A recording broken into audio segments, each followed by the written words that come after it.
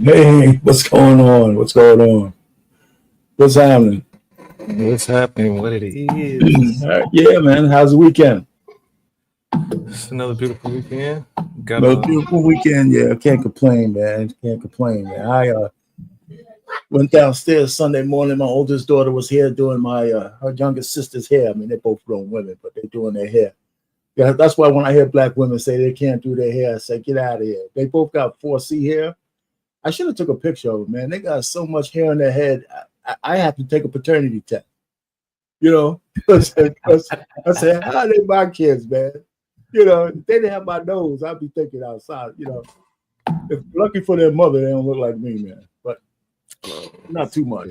But so they were over this Sunday, and I was about to, I was going to cook some Sunday dinner, and I cooked a lamb stew. For those of us who still eat a little bit of red meat, oh, that shit was so good. Ooh. Yeah, so I had all the trimmings in there, so they just happened. So they sat around the table, and the wife came home. She was oohing and on later on, So I take pictures of it. I posted it on my website on Marriage, Politics, and Sports. I always take still pictures of how I prepare those things and throw them up there. So I have plenty of meal things that I've done over the years. Anyway, man, so how's the chat? I see Anissa got started even before we got, I mean, she got her licks in already because Trump hired some 22-year-old in some counterterrorism position. And of course we're at war now. So we got another conversation to get into. So let's go ahead and get started. What do you think, man, about the recent events? I think these recent events definitely, got a lot of booty holes tight, A lot of people are puckered up right now, you feel me? But we are still a country and we gotta hold each other down, right, wrong, or indifferent, and then talk about it in the back chat, you know what I'm saying? We gotta talk about it in the back chat. No, I agree. First of all, I didn't want to see America get involved in this at all, and because I know how it's escalated. It's the same playbook that happened with Iraq, right? So these things have a tendency to escalate, and then we're gonna go through. Of course, I got some clips and stuff like that, and I'm trying to go daisy chain from how we should look at this. And the thing about the people on the Trump side of the house, and a lot of people don't realize it. It varies. We all don't think, most people. I'm not a mega guy, right? MAGA, the real Trump supporters. However, I would have picked him 10 days from Sunday over Kamala Harris, but I have reasons why. But I don't agree with all the things, but I don't throw the baby out with the bathwater. But if you go to the left, those guys are so narrow-minded in the way they think that no matter what is good or bad or indifference, as long as you hate Trump, that's all you need. So I don't think that's the way to be. So anyhow, so we can get into it a little bit, unless you have something else to, because I have a few clips. I'm not going to listen to them. Of course, we're not going to go through the whole clips, but I have this young guy that I like to propel out there and how he looked at the start of the war and some of the things that he said, which I thought was pretty good. He's a young dude. He's a conservative. And, I think, hey, man, I like this guy. So let's go ahead and get started. Unless you have something else you want to say first.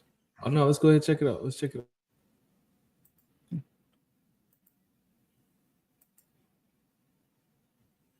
out. Here you go.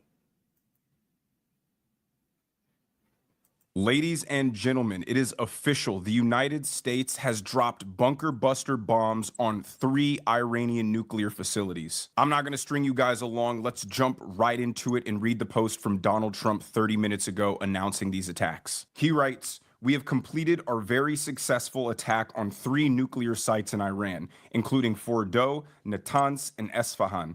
All planes are now outside of Iran airspace. A full payload of bombs was dropped on the primary site, Fordow. All planes are safely on the way home. Congratulations to our great American warriors. There is not another military in the world that could have done this. Now is the time for peace. Thank you for your attention to this matter." He follows that up with another post saying, I will be giving an address to the nation at 10 p.m. at the White House regarding our very successful military operation in Iran. This is a historic moment for the United States of America, Israel, and the world. Iran must now agree to end this war. Thank you. Now, I'll be live streaming his address to the nation, so make sure you guys tune in. Yeah, Trey, it's clickbait. You know, it's clickbait for the thumbnail. You know what I'm saying?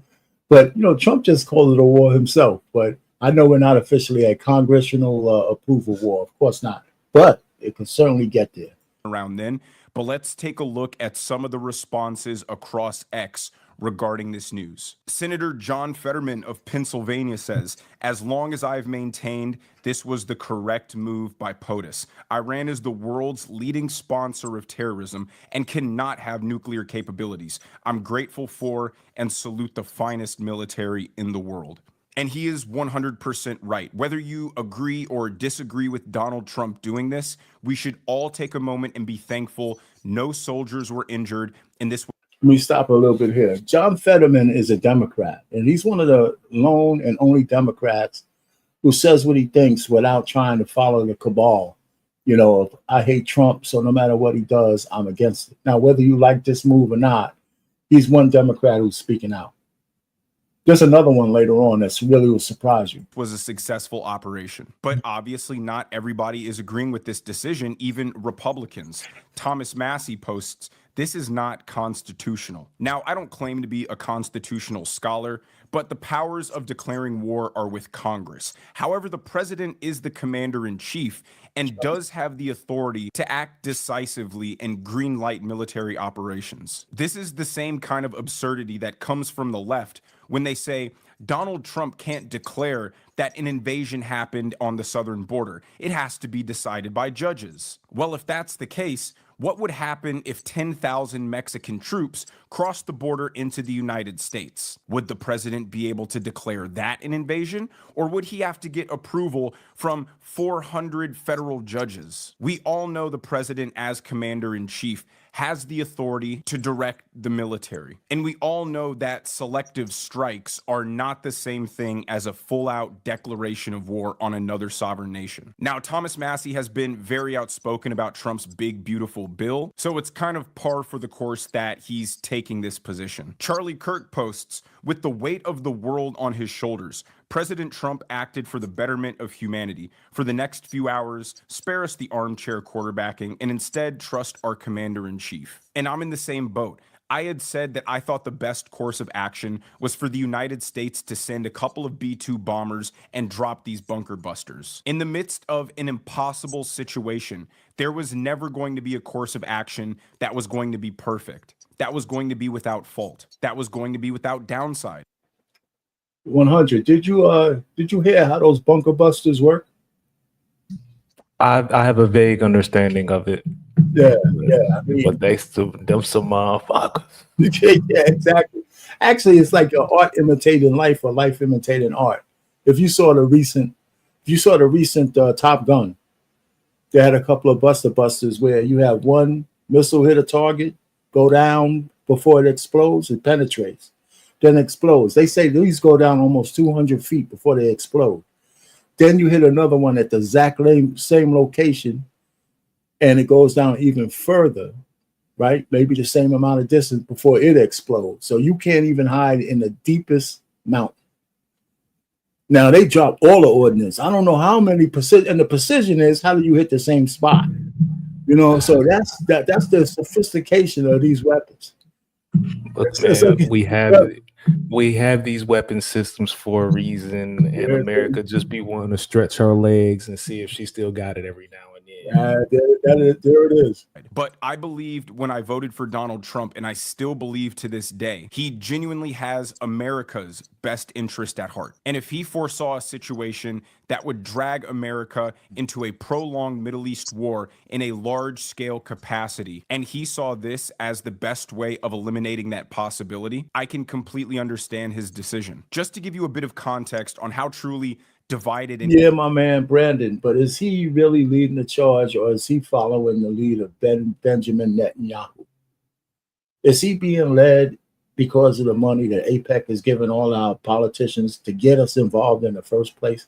You know, we can't really separate ourselves from the guys who are the protagonists of this war in the beginning. You got something to say on that? 100. Like hearing people in these conversations, it feels like that is always the first thing that people run to, and I'm tired of that being part of the argument. Like, okay, all right. And I'm not saying that it doesn't matter, because it does play a part. Like money does influence people to do a lot of shit, but it's like everybody is following the money. So if everybody's doing it, how do you point it out on one side versus not the other? You know what I'm saying? Okay. All right. So you're saying that well, everybody's saying it, but doesn't mean the influence is any bigger than we're making it out to be. I mean, because how do you really believe that everybody's not getting paid by the same person? Because it's just at some point it's like, how do you not believe that everybody's getting paid by the same person? They are getting paid by the same people, APEC, and that's why this is maybe not the actual strike, but on both sides of the aisle, they are controlled. That I can say they all take money from the same central location. Let's put it that way. So okay. So if it wasn't be Trump, it would have been, somebody else. So I don't know. And he say Israel has been our ally, and we've been their biggest benefactors since they were so-called formed. Right. So anyway, they plowed the field and we finished it off, I guess, for now. But we're going to talk about the retaliations that began. Conflicted people are about this. Here is Van Jones on CNN saying Trump should definitely strike Iran. He's buying himself some time in some room. I was also in the Holy Land very recently. I think progressives underestimate how dangerous Iran is. Iran is not a normal country. Normal countries don't blind women because they showed some hair. They don't empower little gangs and proxies to surround a country and fire rockets and rape people. So Iran, the two things are clear. The what, they cannot have a bomb, and the why, because they say death to America, death to Israel, and death to all the Jews. One of those should offend you if you're progressives. At least one should offend you. And so the question, though, is the who and the how.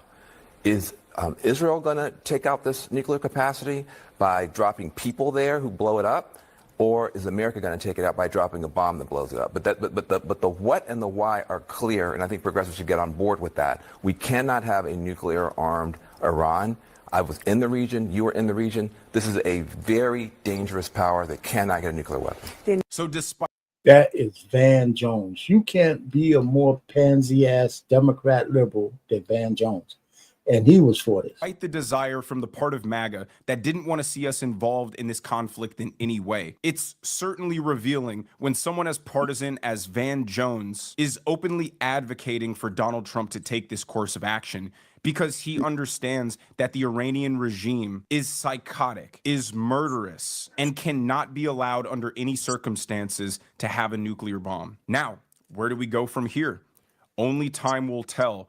But these next few days, I want everybody who's watching this to just be aware of their surroundings. We all know that thousands of bad actors crossed Biden's open border. And while the nuclear facilities may be destroyed, while the nuclear program and Iran's nuclear aspirations went up in smoke, the Ayatollah, a radical Islamic terrorist, still leads the country. They can still activate sleeper cells in the US. They can still greenlight their terror proxies to restart attacks. And most concerning, they probably still have missile capability that puts American bases in the Middle East in potential harm's way. So while none of us can predict the future and we don't have a crystal ball to tell us how this will play out, I think all of us should be praying for our military, praying for the country, and be optimistic that this decisiveness by Donald Trump will bring an end to this war and usher in peace. Now, all right, so let me just stop him. I know he's going to say something good there, but the truth of the matter is, we're dealing with people who I don't understand. We might want to be decisive, But if you just blew up half of my shit, I don't know whether how decisive you want to be is going to make that much difference. If you call me a crazy man for years and you say I'm doing all this kind of stuff, why would I stop? Being a thorn in your side just because you blew up my nuclear shit, right? I'm going to plan B. Well, here's this thing. Yeah, go ahead. Trump is lying about I was going to get to that. We were going to talk about it right now. I'm glad you brought it up, Trey. I think first of all, there's no doubt that Netanyahu wants regime change.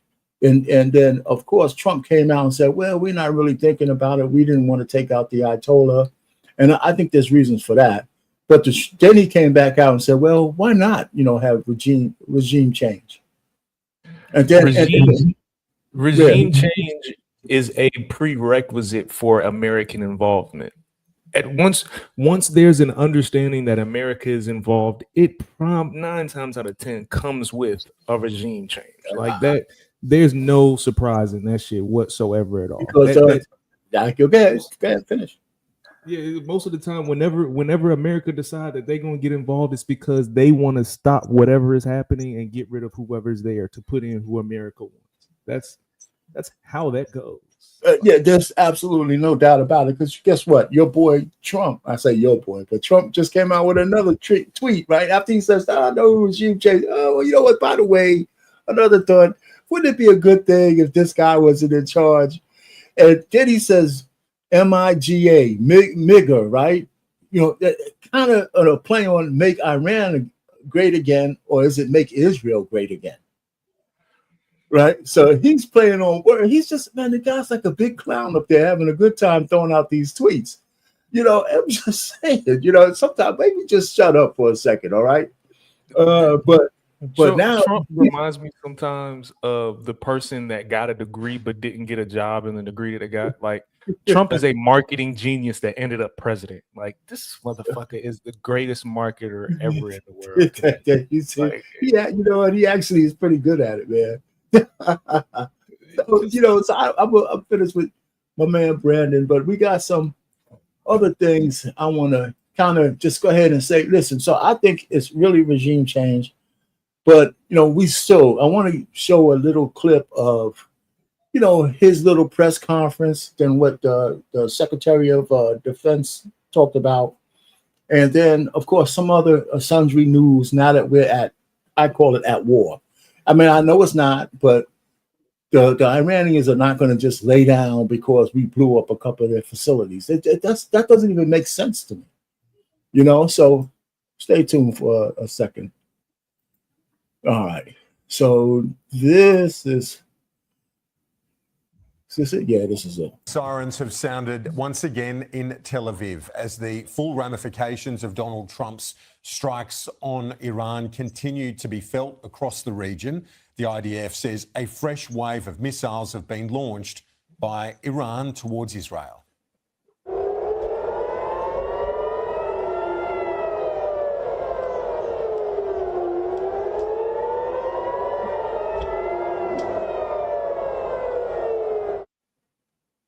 Iran and Israel have traded missiles ever since the US conducted those strikes on 3 Iranian nuclear sites. The B-2 bombers used in the attacks have now landed back home. President Trump is warning Iran not to retaliate against the US, saying any future strikes will use even greater force. Yeah. They attacked in the dead of night.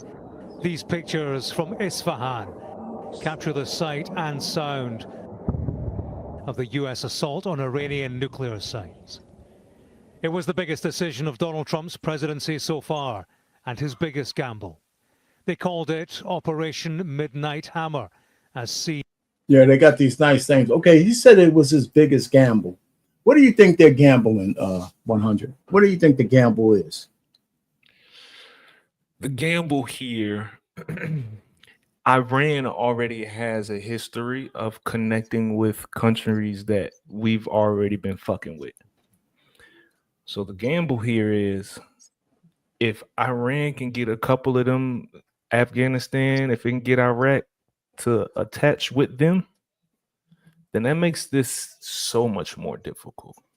Because, like you said, this escalates quickly.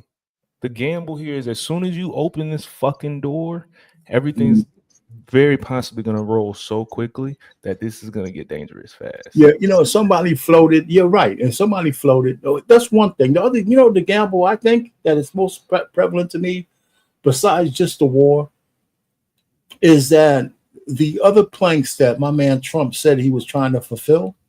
You need at least all 4 years to get those things through. And so if this thing goes south, right, and he loses the midterms, both the House and the Senate, the next 2 years, the last 2 years, they'll be talking about impeaching him. That's number one. We won't get no business done. That's two. And the thing that's more depressing to me is that we'll be giving the country back to the freaks.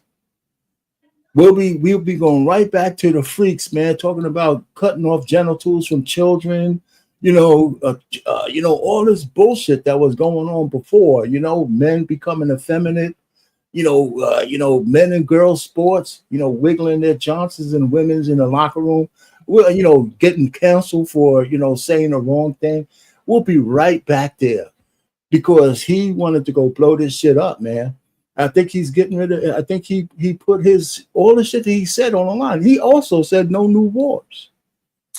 In terms oh snap, my fault. In terms of what you're speaking on, yes, that's, oh my goodness, that gamble there.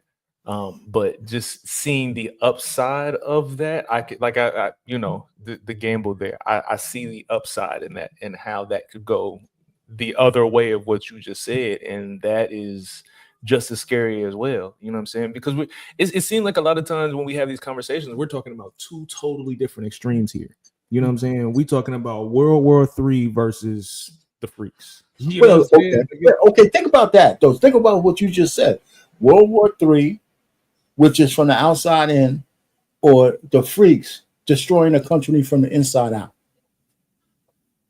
Pick your poison. We could actually put a shield up and work against World War III, but the destruction from inside is how all major regimes fall.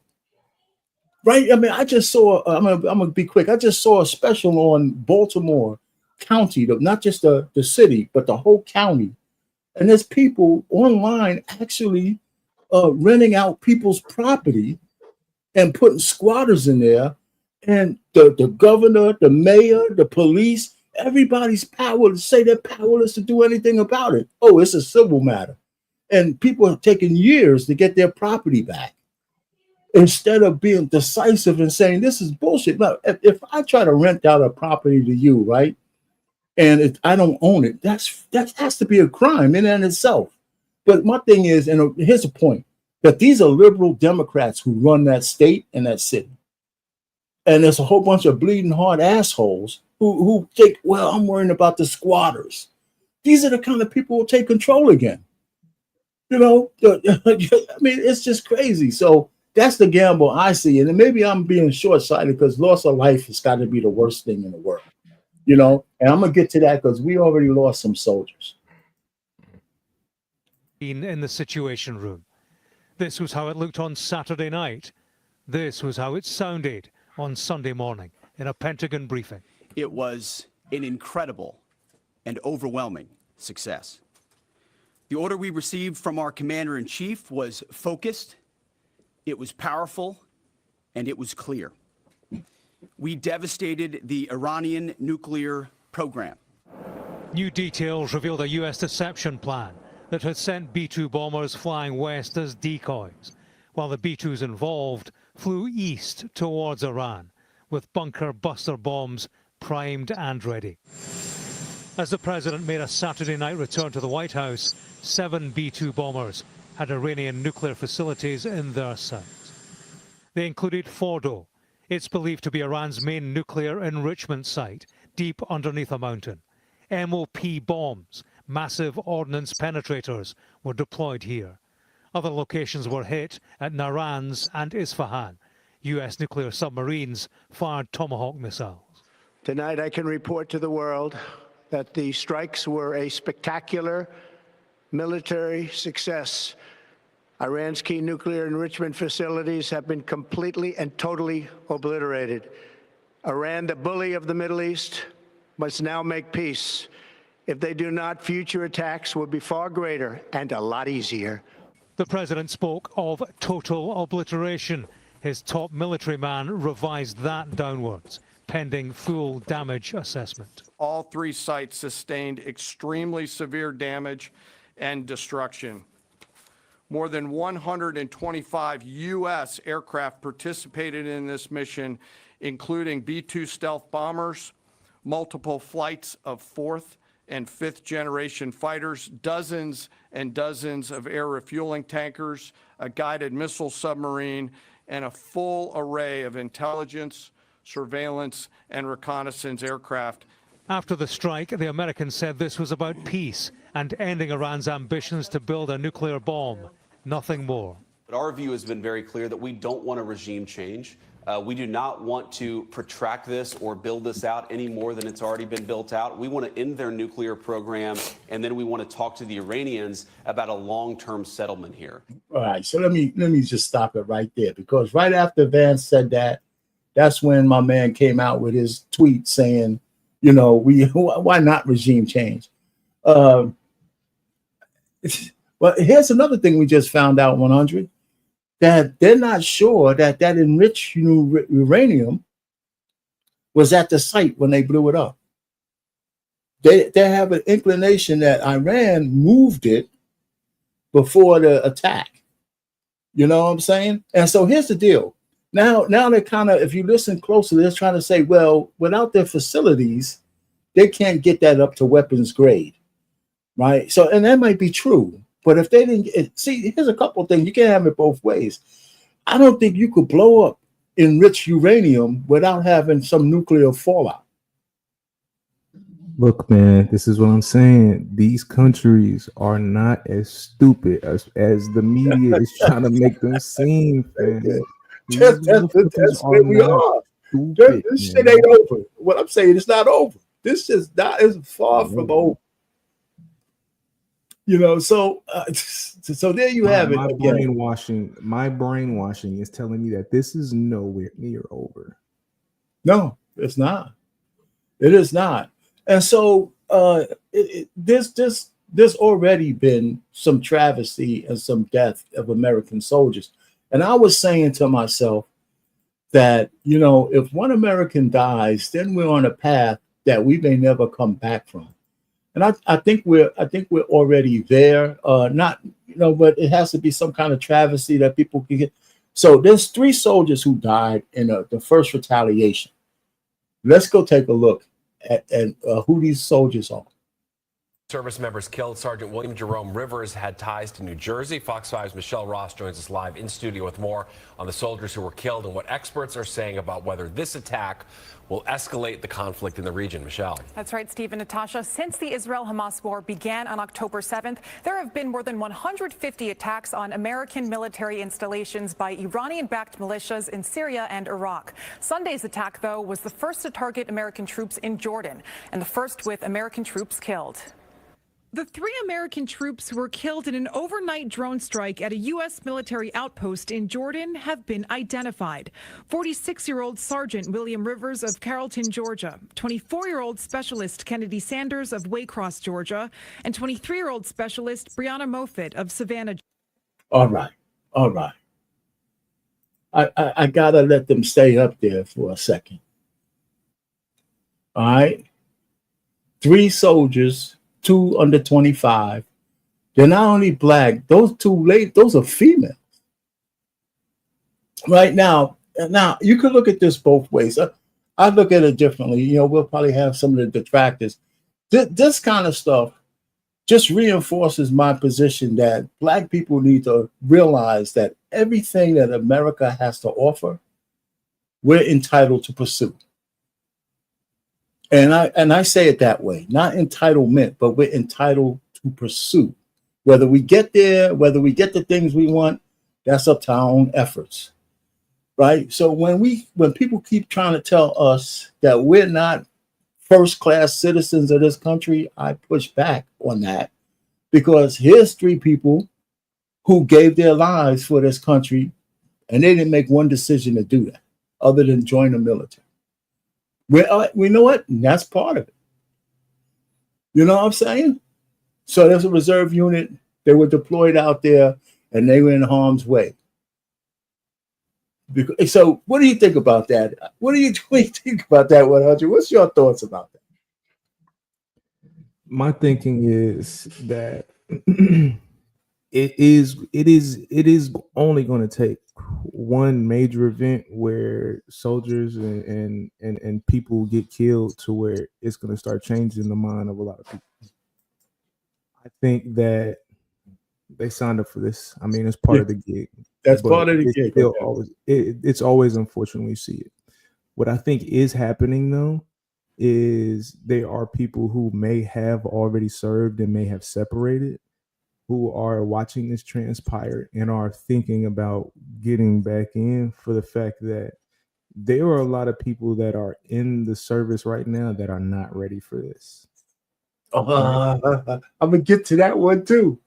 So, and I'm trying not to say too much because I know you are slow. Like I'm looking at it, I know you are slow walker. So I'm not trying to say too much. But no, you can. It doesn't matter. There's no real order to it, but it's on the docket. That's for sure. Right here is exactly why I know that this is going to get bad very fast. This happened in Jordan, so it's not necessarily in the area where we need it to be at. And the closer you get to Iran with shit like this, I'm telling. Well, here's the thing. That I'm thinking. Okay, so Jordan is kind of like neutral territory, right? We have a base there, but Jordan kind of stays out of all the fights and all that kind of stuff. But if the missiles could reach everywhere, Iran's missiles could reach where there's American soldiers, they're gonna fly them there. However many they have left.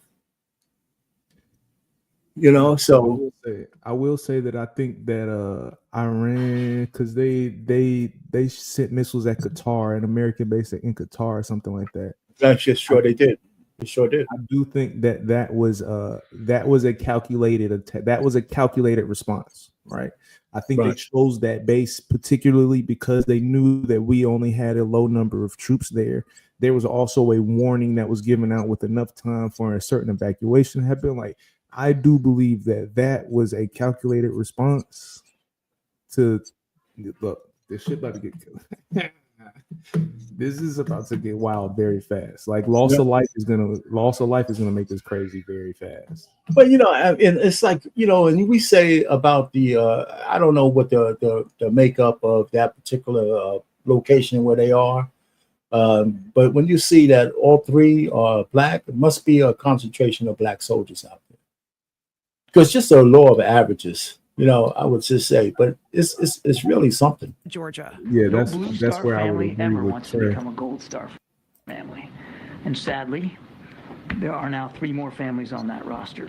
The drone strike happened at a U.S. post known as Tower 22, an army base in Jordan near the Syrian border. The enemy drone was mistaken for an American drone, expected to return to the base at the same time. Former senior U.S. counterterrorism official Javed Ali explaining how this could have happened in an interview on the 6 o'clock news. It's not surprising that it got mistaken for a friendly drone because the U.S. military is also flying these surveillance drones of where we have our troops stationed, and it could have been launched at night too, making the visual observation even harder. And these drones are not like conventional military aircraft. They don't have insignia of the government that's flying them. Officials pointing fingers at Iran-backed militant groups in Syria and Iraq. All right, so we know there'll be some back groups, but I'm not necessarily just buying. I know it might have been a mistake. But if you're sending out a certain amount of drones, right, each one of them should have some kind, I don't know if they're just willy-nilly or have some kind of flight pattern. So you should know which one you calling back and which ones you not, right? So if you have 10, 20 drones out there and you see it, you should have the whole field covered. Now you see one that has nobody in control of it. Again, from a brainwashing perspective, this sounds like the rules of engagement in these areas is so fucking it's so restrictive. Like, how do you no, that wasn't a mistake. That was not a mistake. I feel like this probably one of them situations where somebody probably called for authorization to take down the drone and was told not to do it, and then it ended up being like, oh my You god. think they would sacrifice the soldiers like that? I mean, well, I mean, that's conspiracy theory out there, ain't it? I mean, it might be a conspiracy, but just like strategically speaking, like the rules of engagement have to be so restrained. Because I agree with you, if it is an American drone that we're sending out, there has to be some sort of identification marker for us to be able to know that it's ours. If I see this drone and it doesn't have any of my markers, I should be able to take this down. But the rules of engagement, somebody called for authorization to take this down and they were told no. That's just immediately where my brain goes to when I'm hearing you, man. Well, you know, so there's been some American blood spilled in this event, you know, and to tell you the truth, I haven't heard as much of it on the news as I thought it would be. Of course, because they don't know, because they don't want you. Now that I'm thinking about it now, this is they don't because somebody fucked up somewhere. That's why it's not on the news, because somebody fucked up. Because if it was exactly what they wanted it to be, I promise you, everybody wearing them red hats will be standing on this right now, even with them being black people. Because now at that point, now people wearing the red hats have the ability to lean back on black people to say, see, we need to defend our country. You know what I'm saying? Somebody fucked up here. I hear you. You know, listen, I'm just saying, listen, my whole thing is I didn't like this bombing in the first place.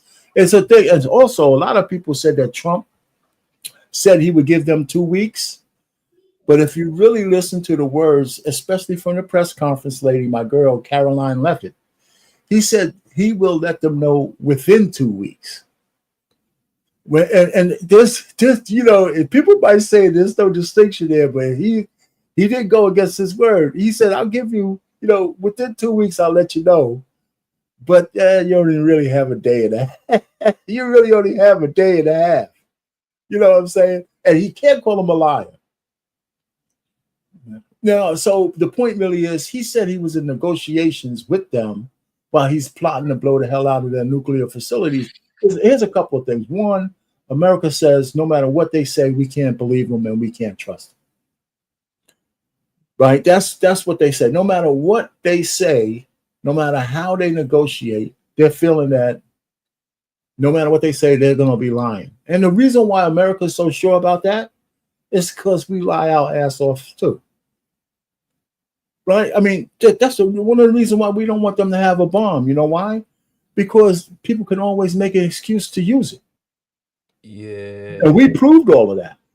Look, fam, any country that's gonna have their little parliament or government meetings and they're gonna stand in the middle of their meeting and burn one of our flags, like this is their government organization that is burning our flag and chanting death to America.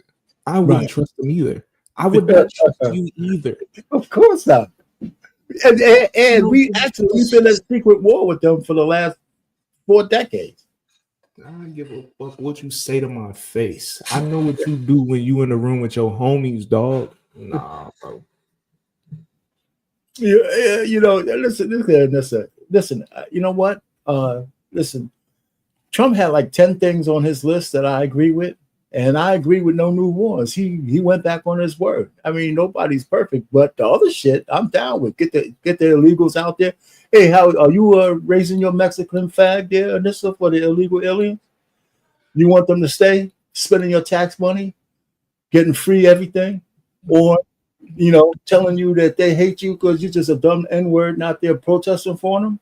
And we got 3 soldiers dead, and they're flying their flags out in California. How do you feel about that?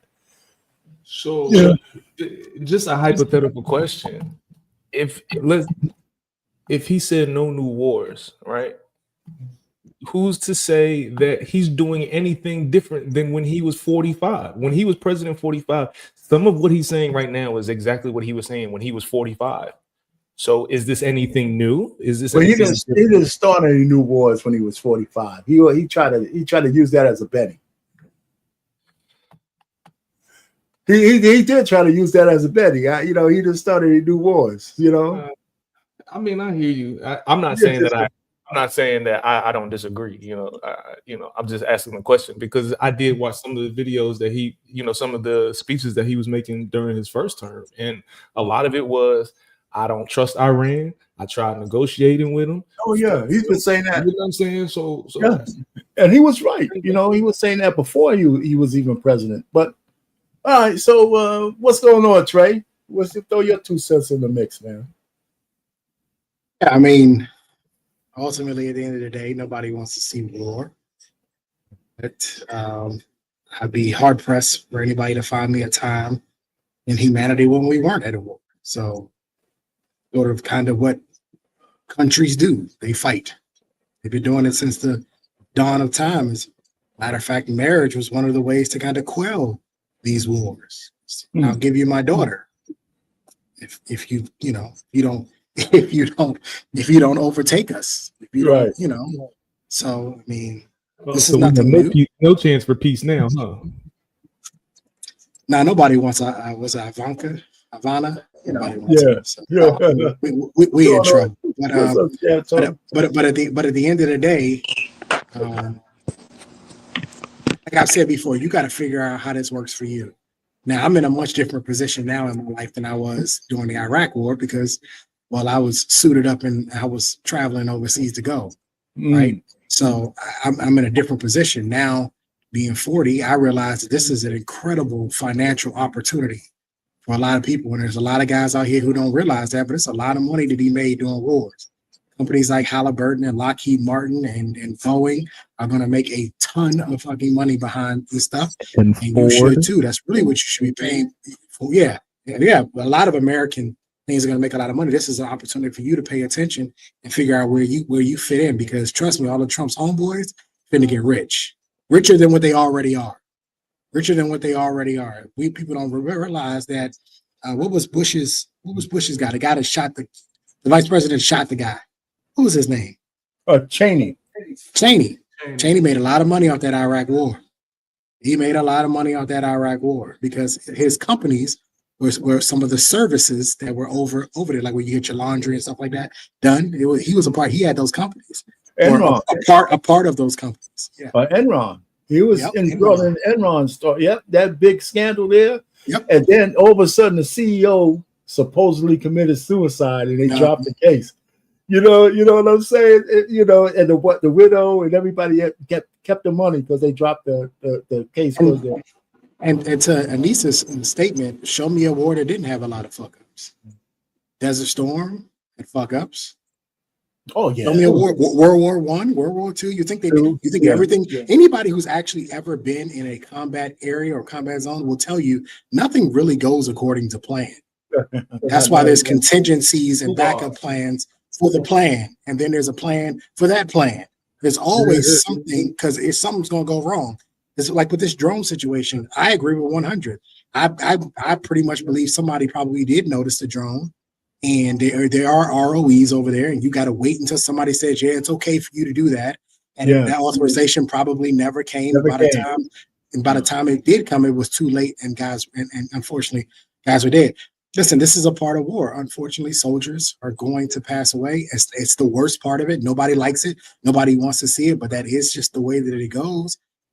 I am interested to see if a draft is going to come. That's what I'm most curious about because I want to see the Gen Zers and the millennials freak out. I want to see them freak out. You gotta stay tuned. I got something for you. You gotta stay tuned. I can't wait to see these flat-chested, bird-chested ass dudes get called up and say you're going to go fight. I can't wait to see. I can't wait to see them react. Hey, what's going on, chat? What's happening, man? Hey, tell them, man.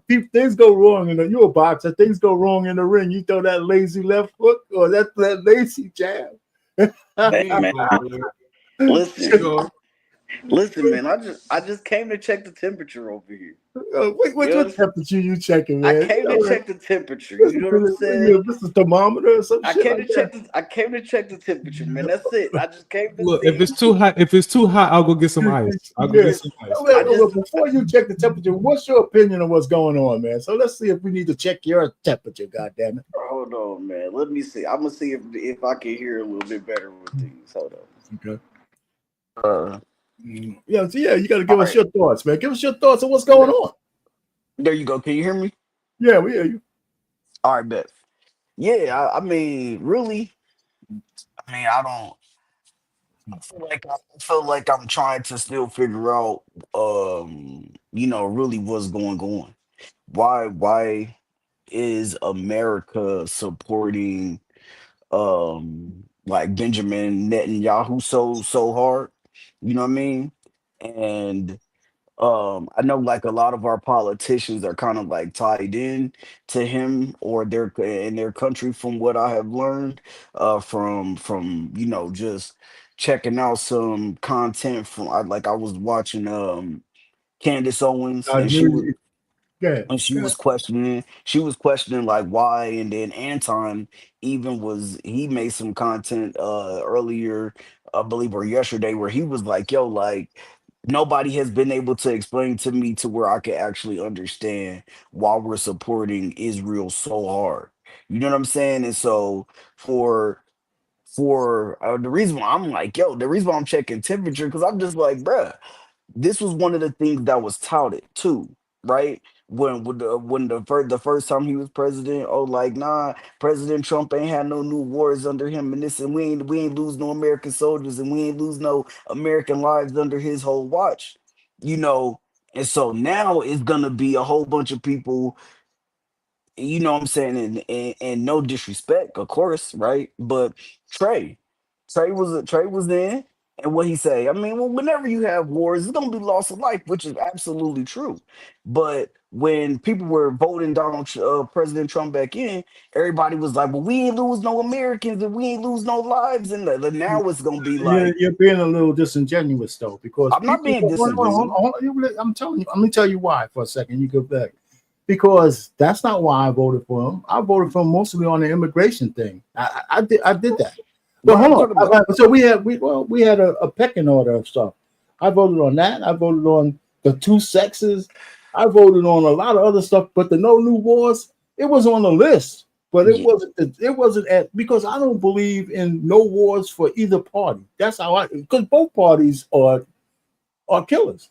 Right? Both parties have us embroiled in these conflicts because of the military. You live in a fantasy world. Right, but it wasn't. But I'm not even talking about you. This idea that I'm not even talking about you. And at what point in time did I ever say that my vote for him had to do whether or not we go to war? And when did Donald Trump ever say that we weren't? Do you say it, Trey? No, did you not say Trey?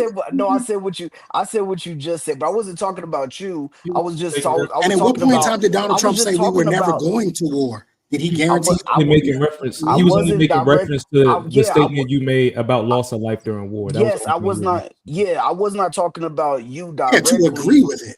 No, I wasn't talking about you directly, Trey. I was just saying that, and I wasn't talking about you directly either, Payne. I was saying that a lot of his supporters were saying, like, "Oh, well, we didn't have no new wars, and we did not have blood." A lot of this it was a fact. So I was just trying. There was no new wars. I know, bro, and I'm just saying, I'm trying to see if those same people, like, how they're like, what are they saying now? Like, what's so let me tell you what they're saying now. Let me tell you what they're saying now. Some of them, like Marjorie Taylor Greene, for example, as crazy as she is, she's opposed to the fact that he went over there. They are being vocal. The thing about the people on the right is that there's a lot of diversity of thought on the people on the right. A whole lot more than there is on the people who are Trump deranged on the left. There's like my way or the highway. Listen, as far as I'm concerned, every time I talk to a person who's like, or especially black women on the left, it's like if you don't believe in all the fuck shit that they believe in, they don't even want to talk to you no more. That's not right. I don't think that's the same as on the right, because I don't agree with all the shit that MAGA supporters are. I never bought a hat. but I would have voted for Trump 10 ways for Sunday than fucking Kamala Harris. Yeah, for And sure. I have reasons for that. Yeah, for sure. So yeah, there's plenty of people on the right who disagree with what Trump did. Plenty. What this is this is a failed attempt from majority of liberal thinkers or fake ass independents to try to get people to say, you still agree with him now? Do you still agree with him now? I've seen I people do. who support him come out I and think say that him going over there and doing it was the exact thing to do. People don't understand why we backed Israel. Probably because they've been our ally for 77 years. It probably has something to do with it. Since 1948, they've been our ally. So who did you think we were going to back? But they're talking about Benjamin Netanyahu, period. They're saying that a lot of our politicians are actually paid off by Benjamin Netanyahu or what like politician isn't paid off? That's because bro, he's like, the only, reason for clarity. The only reason that to be, I found that to be the only reason that is the case is because he's the current person in charge. Because I mean, yeah, sure. I mean, a lot of people are getting paid. People are getting paid by all of the countries they're allies of. Like all of the countries that have an embassy. All of the countries that have an embassy here in the United States is paying somebody in our government right now. Hey, look though, with it, I guess so. The reason why, damn, it made me lose my thought. The reason I think the reason why I was asking this, right, is just because number one, I just wanted to know, and then number two, yes, like I feel like a lot of their push though. I think that Candace Owens has like a valid point. Like a lot of their push coming from Israel right now is about anti-Semitism. And so that's why a lot of people are wondering why, like we may be allies with them, but a lot of their push is about anti-Semitism. And I just seen that case with the immigrant student had got temporarily like dismissed because they were like, yo, like if we infringe on his rights, there's no telling if we're gonna infringe on, if that's gonna carry over to Americans' free speech about it whatever would. people It consider would. But anti-Semitism gone. Let's not go down that hill too far because to me, all of these back and forth with the courts and all that exercises our system of government, I think that's a good thing. I really like the fact that there's checks and balance. Now, I believe that the district courts have gone too far with these nationwide injunctions, and that's going to get fixed soon when the Supreme Court actually rules on this birthright citizenship. I think that might get rolled in with that, and that's coming down in a while, but we'll see what that is. But just a Dark Blake, thanks for whatever you did, man. If you gave the Cash App somewhere else or whatever, man, we still appreciate it. You know what I'm saying? So somebody at the end of the day, what does that have to do with Iran? I mean, we've had a problem with Iran for how many decades? For decades. Which was what I was about. They don't like us. And at the end of the day, is Iran with nuclear capabilities a threat to America? Yes. That's any country with nuclear weapons. No. You can't normalize that. Korea. Champ, you said any country. It's not Come true. on, man. You know what I'm talking about. There's a lot of countries that don't like America. Hold on for a second, Champ. Listen, the point really is that everybody with a nuclear weapon has a certain level of threat, and everybody with a nuclear weapon wants to be able to come to the table and bargain just like everybody else because they got a nuke. But Iran is a special case enemy. They will use their nuke. They will. I mean, there's no incentive for them not to because they already said so many times that they want to destroy America, right? So if we could stop you from getting a nuke, now Korea has their own crazy shit, and maybe they shouldn't have had maybe they should have never been able to get a nuke, but that's not the problem for today. They got one, right? And they haven't used it. But you know what? South Korea is under constant threat. So So I mean, so let's move back on. I do have another video I want to show because this is the one where they going into Qatar. I've been to Al Udeid in the past before and seen this huge control room where drones, aircraft are monitored and controlled. And it's possible that the attacks against Iran were orchestrated from here. We know that President Trump and the National Security Council are due to meet. They're also acutely aware of these threats. Our colleague Kira Phillips quoting a defense official saying that they don't behave like this unless the threat itself is credible. We had multiple threats, multiple warnings from Iran that they would indeed retaliate to the US strikes on 3 nuclear facilities. The latest one came from the Iranian president probably only about 40 or 45 minutes ago. He's not a key decision maker. The Ayatollah is in normal circumstances, but these are abnormal circumstances. But again, warning that there would be retaliation. Remember, President Trump and Defense Secretary Hegseth have made it very clear that if there is any kind of retaliation from Iran, that would lead to an even greater response from the United States. But there is precedent here. Remember the former head of the Iranian Revolutionary Guard Corps, General Soleimani. He was assassinated back in 2020 under the first President Trump's first term in office. I was in northern Iraq when Iran responded. They fired at US bases near where we were in Erbil in the north of the country. They fired at US bases elsewhere in the country and on the border near Syria as well. So they have form, if you like. Now, that was a calibrated response. It was one for Iran to say, look, we did respond, but no further. It allowed for a de-escalation.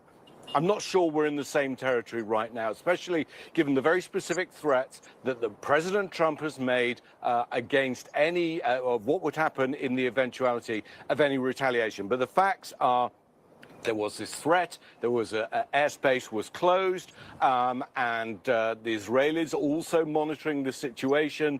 There are reports, we have a colleague whose sister lives in Doha, reports of hearing explosions, but we're in this very foggy situation at the moment. We just need to take a breath and look at what possibly could have happened and wait until we get facts issued from the Pentagon and from the White House and potentially from Qatari officials. He looks a little like he doesn't mind a nice little ale from time to time. You know what I'm saying? Let me see if they have this kind of fast forward. I saw some let me see. Closer to Iran, though, we did imagine that they'd be striking into places like Iraq with the Ain al-Assad I had some base bombs here, in the which air. has been a target for Iraqi militia time and time again, allied to Iran. There are some 40,000 US troops all across this region, some in those bigger bases in the Gulf, but others at much smaller outposts. All right, so Qatar's under attack. So let me get back with you guys here. Some of those lights going out, I believe, is them those intercepts. So hey, listen, they're retaliating against the targets within their reach. I haven't looked at any news lately, but I'm sure it's going to be all over the place. What's the escalation point? How do we think it's going to escalate? Now, somebody floated out that they're going to try to get a nuke from China, not from China, from Russia. There's no way Russia is going to give this guy a nuclear weapon. It's just not going to happen. First of all, does that make any kind of sense? Anybody want to chime in on even the rumor of that? Can you see anybody giving these guys a nuclear weapon? That is the extreme in terms of retaliation. My brainwashing is telling me that a better reaction is something like a Cowboys game or a concert or something like that. These public spaces, because look, I'm telling you, look, loss of life, Trey, like Trey said, loss of life during war is just like something that comes with it. And when you playing around with a country like this that has sleeper cells, their retaliation is going to be fucking with us here. because American arrogance is going to have people walking around thinking that you can't get touched. And I think that, like we were talking about earlier, like the breaking point or the event that would have to happen for this thing to switch, that's going to be the one. I'm telling you, right? If something like that happens, I'm telling you, that's going to be the one that turn all of this shit from fun in the game, fun and games, into a whole nother conversation. Anybody else on that one? Ain't nobody giving no fucking look to these people. I mean, in Colorado, this you seen what happened at the airport here? No. Good. So at the Denver airport, a lady was talking about, them there being sleeper cells here and all of this type of stuff like that. She was talking about there was going to be a terrorist attack, and then in like a shopping area here in Denver, a guy went and started setting people on fire, like the very next day within like 12 hours or something like that. So yeah, it's crazy. I haven't heard about that. Was that after the bombing? It was it was after the bombing. Yeah. And it is, I don't know, man. I guess this whole thing is just crazy to me. So, you know what I'm saying? Of course I know, I've been living a long time. We had these different wars all throughout history and everything like that, and throughout my lifetime. So, you know what I'm saying? I know that things are inevitable or whatever the case may be, like shit's gonna happen, but it's just crazy to see, I guess. Yeah, it's just crazy to see right now. Well, listen, but Champ said it. I'm not Champ, but 100 said it. Listen, those so-called sleeper cells that they're talking about now, if there's these asymmetric warfare where they can get at us from just going to the soft targets, that can derail all the shit that he's got going on. All that stuff that he wants to implement, that can change sentiment real fast. And Alyssa keeps getting on the fact that he hired this 22-year-old to be to somehow be in the anti-terrorism workforce. But he hired this guy, what they call for the Center of Preventative Programmed Partnership, whatever the hell that is. It was one of those USAID groups that I think was being decommissioned, right? So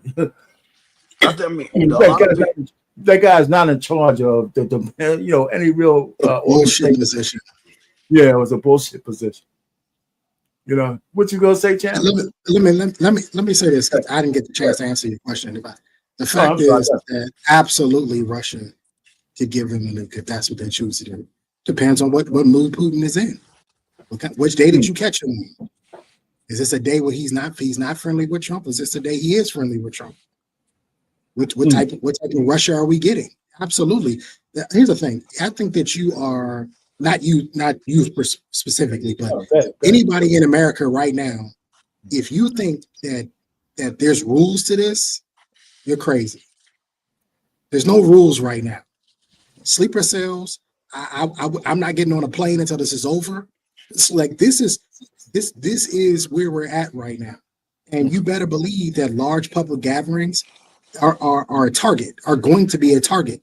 You better believe aircrafts are going to be a target. You better believe cruise liners are going to be a target. Anything that's going to have a large gathering where it could be an impact, where they make an impact, you better believe it's going to be a target. If I were you, U.S. and American, I would be on high alert. I'm in the DMV area. I'm on high alert. It's a lot going on down here in this part of the world. A lot of laws are getting made down here in this part of the world. So this idea that you're gonna be able to sit back and chill and they got it and we got a good military. Well, if I were the Ayatollah, I would try to have America eat itself from within. That's how I would attack. I wouldn't worry about attacking from the air and the skies. I would have the sleeper cells attack from the inside and have America turn on itself. That's what I would do. Because then you're going to have people, you got half the country that like Trump and half the country don't like Trump anyway. So you're already halfway there. You just got to get the other half to turn on themselves. If it were me. But this idea that Iran wasn't going to retaliate, of course they're going to retaliate. Who doesn't think they're going to retaliate? Of course they're going to retaliate. And here's the thing. Again, there is no rules to this. Just because they retaliate once don't mean they won't keep going. Doesn't mean like, oh, it's not tit for tat. Like, oh, you hit me, I hit you back. Like, they're going to keep going until they feel as though their mission or whatever Allah told them to do, it has been fulfilled. That's how they're going to work. So if you've never been in these types of situations, you've never been around wartime situations, you never had to change your defense status or your defense posture or anything like this, well, this is a good time to learn how the world really actually works when two countries really don't like each other and have military powers. This is what can happen. I heard they were. I mean, and this could be a rumor, but I did hear that they were getting some backing from China. Where China was sending, we're gonna send them weapons, or already started sending them weapons to make sure that they could defend themselves. That's what. China is one of their largest oil consumers. Right. So of course China's going to back Iran, which poses another problem. Have we not been having issues with tariffs with China? Yes. Yeah. So I'm just trying to say, like people got to wake up. Like this can get nasty. This can get really. It's already nasty. Y'all seen the Tucker Carlson thing? We beefing with a lot of people right now. Y'all seen the Tucker Carlson thing, right? Yes, with my man Cruz. And how he was like he couldn't tell them, like, what I'm saying, like he couldn't run down some key information if you're going to be talking about war against somebody and all that. Well, some of it was superficial, but some of it I understand where he was coming from. I think he was a little over the top, but still I didn't see the whole complete interview. But I know what you're talking about. Candace ripped his ass apart. I'm becoming a Candace Owens fan. I've been a Candace Owens fan, but here's she on her turncoat now. No, it was all good. It was all good 6 months ago. She turncoat now. She turned heel like quick. But at least she honest. She said she still support him. She just said, I'm gonna call out the shit I see. Well, she has the most problem with Israel than anything else. Right. But here's what we're talking about China, and we're talking about the Straits of Hormuz. Security policy and author of When China Attacks, Colonel Grant Newsham.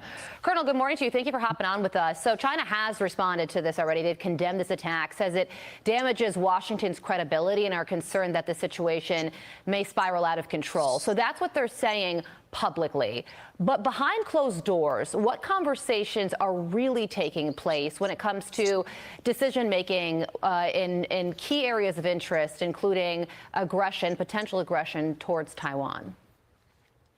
Well, what they're looking at is this big change that's happened in the United States. Suddenly you have a president who has some backbone and did what needed to be done for the first time in 45 years when he attacked Iran. The Iranians have been at war with us for 45 years, 46 actually. They've killed some thousands of Americans, injured and maimed a lot more, and nobody ever did anything other than to send them pallets of cash and try to negotiate a deal. And here you had someone that attacked them. So China was looking at Taiwan also and thinking maybe the Americans aren't that serious. And this has raised some doubts in China's calculus when it comes to Taiwan, when they look at what's just happened in Iran. But of course, we have to see how this plays out, because China has been very happy to have the Americans occupied in the Middle East. That means you can't pay as much attention to the Western Pacific, to Taiwan. That's a great point on how this could go one way or the other. And before this strike, Colonel, there were reports of Chinese cargo flights nearing Iranian airspace. What do you think that was all about? Well, it could be. There's always things that we don't know about that happened. They were certainly flying things into Russia at the start of the Ukraine war, and the administration hushed it all up. So that is a possibility. But the bigger issue is that China has been the main backer of Iran for decades. And that includes providing a lot of money, a lot of weapons that the Iranians have given to Hezbollah, Hamas, the Houthis as well. And now China actually buys 90% of Iran's oil. So that's about 20% of Iran's GDP. And that's the real issue here, is the amount of support that China has given to Iran, and used Iran really as a cat's paw, as a proxy to attack America's friends in the region, to cause chaos. And that, to the Chinese perspective, that works to their advantage. Now we have to wonder, are we going to cut off Iran's oil exports and force the Chinese to go buy oil elsewhere? Well, that's a great question, Colonel, because yesterday Iran's parliament did approve a plan to close the Strait of Hormuz, which would block $1 billion of oil shipments per day. This is Iranian retaliation, but like you said, this would impact China far more than it would the United States. So here's Secretary of State Marco Rubio yesterday. Watch this. Do you expect Iran to move to close the Strait of Hormuz to try to disrupt oil transportation across the world? Well, I encourage the Chinese government in Beijing to call them about that because they heavily depend on the Straits of Hormuz for their oil. If they do that, it'll be another terrible mistake. It's economic suicide for them if they do it. And we retain options to deal with that. So does China do that? Do they call Iran and say, do not close the Strait of Hormuz? They might, or they might say just let Chinese ships through like they've done in the Red Sea with the Houthis. So that is a possibility. But closing off the Straits of Hormuz is actually harder than you might think. It's been tried before back in the 80s, and the Iranians couldn't pull it off. But that would require more of a commitment by U.S. forces. All right, so we know that that's one strategic location that the Iran has, but they would be cutting off their nose to spite their face if they close the straits. And if you didn't know what the straits are, it separates the Indian Ocean from the Gulf of the Persian Gulf, right? So it's like a passage, almost like the Panama Canal kind of thing, right? So a lot of things after a lot of oil companies funnel through there. So they really, and that's how they get their shit out to the world too. So I don't know if they're going to go there. They'll be, they may have a revolution if they cut that out because they wouldn't be able to feed their people. You know, so I think they'll leave that alone. And of course, China, you know, they would just go elsewhere if they had to for oil. So Trey, based on not just that, I did ask you a question. I don't know if you got it. What do you think this is going to? I know you just said a little bit about the markets, but were you surprised that the markets was at least green after the first blow was sent, and no panic in the market? No, because I think the institutional investors trust Donald Trump. Okay. And whether we like it or whether we agree with it or not, I do, and I think today was a really good sign that institutional investors, they trust his decisions. The Dow, S&P, and the Nasdaq were all up. Tesla was up 8% today, and a few more things were up today. So I mean, obviously, the beauty of this is that we'll have to find out over time. There's a whole week to go, you know, and to keep going. So we'll find out what, you know, the institutional investors could feel differently tomorrow morning at 9:30. They can feel completely different tomorrow morning. But as for today being that first real, you know, opening bell based after on the weekend, right? After the weekend and after the news of because what I also expected, our Payne, is when the news of the retaliation came out. I was like, ooh. I actually bought a few puts thinking this might go the other way. And it didn't. It didn't go the other way. It actually stayed. The market kind of stayed the course. And I think I think overall, I think the large, and when I say institutional, I mean billions of dollars. Institutional investors. But you know, the other thing I thought of, I'm sorry, the other thing on that, I'll cut you off a little bit, but we've been through a whole lot of wars, and over all our wars, the market over the years has been up, has been going up. Like, you know what I'm saying? And so that's why I put in the chat. If you're not investing in a wartime market, you are missing out. Because typically during war times, markets have a tendency to increase or rise or reach new highs. Now, it may not be an overall market, but certain sectors like energy and defense, we already know what they're going to do. And tech, we know what they're going to do. So if you're not investing in these, and this is why I say war, I like to follow the money, but there's a lot of different ways to follow the money. You also got to follow the money on Trump's friends, because like I said, he's going to make them richer than what they already are. Because war makes people rich. People get rich off of war. Go back and do your homework after World War I and World War II. How many people were better off after the war than they were before the war? Right. It's amazing. Go look at it. I mean, this is an opportunity. Yeah. Anybody else have anything on that? I do want to show y'all a clip the readiness of our soldiers. You know, Oh, I man. can't wait. Let's take a look at that one. Oh man. Jesus Lord. Jesus Lord. At this point, if we get a surprise tonight, okay, I'm ready. 'Cause Trump don't know when to shut the fuck up.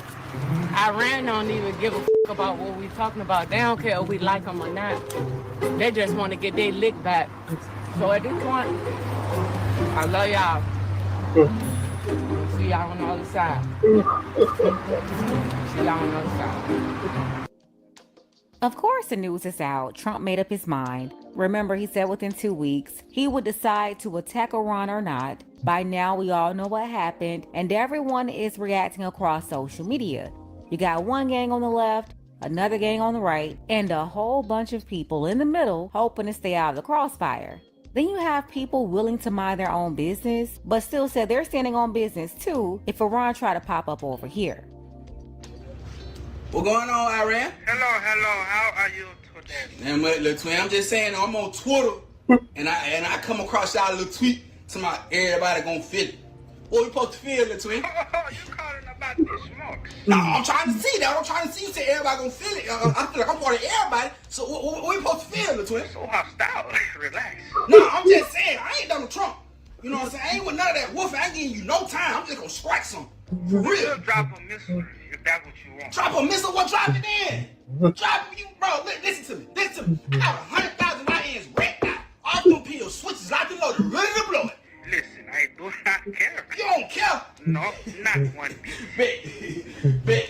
You don't care? I'm on the way. Nah, we on the way. We on the way. Come on, outside. Be outside. Be out. Now, drop that missile. Drop that missile, cause I'm waiting on it. I'm waiting on it.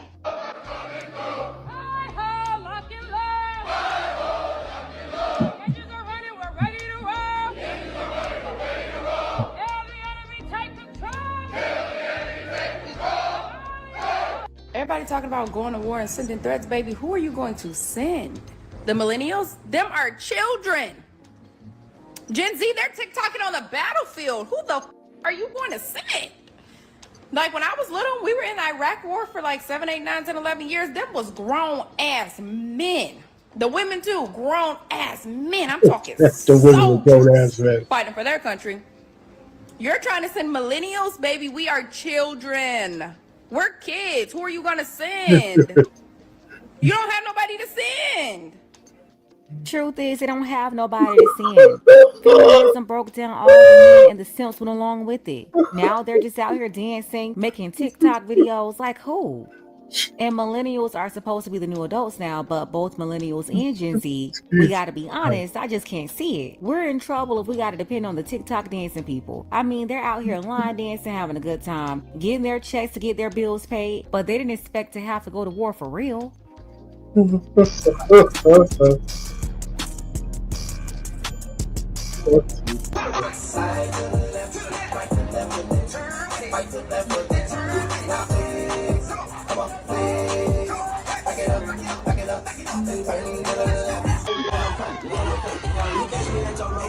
Yes, I crank it every day. Haters getting mad, I got me some money.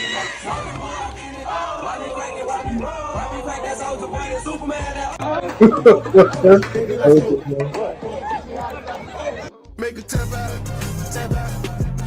Hey, what's your favorite cadence? 240 Bravo. What? It wasn't that. Cocked and loaded. Oh. What's your favorite cadence, bro? My favorite? I'll tell you my least favorite. All right. 1, 2, PT for you. 3, 4, PT some more. Hey, what's your favorite cadence? I don't know why I left, but I left on my own. Hold on, what's that? What's your favorite cadence? Your mother was home when you left. Your daddy was home when you left. Your sister was home when you left. Your brother was home when you left. Your mother, your father, your sister, your brother, the dog, the cat, the fish, the rat, your aunt, your uncle, and brother, your cousin, they all was home when you left. And that's the reason you left. Hey, what's your favorite cadence? So come on over. So come on over. The war's not over. The war's not over. So put your weapon next to mine. Hold on. And wish. All right, yo, we back with you, bro. What's your favorite cadence? Sailors at war. Sailors at war. Keep going. Late at night when you sleeping, all these seas come roving all around. All right. What's your favorite cadence? Here we go again. Here we go again. Same old song again. Same old song again. All right, Harris, what's your favorite cadence? I shot Insurgent One. Okay. I shot him just for fun. Ooh. So put your weapon next to mine So and we'll shoot them all The down. brainwashing is real, dog. Hey, yo, Munoz, what's your favorite cadence? I got you, bro. All right, wait, what you doing with the phone, though? Okay, Munoz. I ain't finna quit. I'm finna quit. I ain't finna be doing this now. I took this job. I took this job. I took this job thinking you would never have to do nothing. Really, like security guard, they always just be chilling. So I'm thinking I get the chills. All right, staff son, all right. One more, man. One more.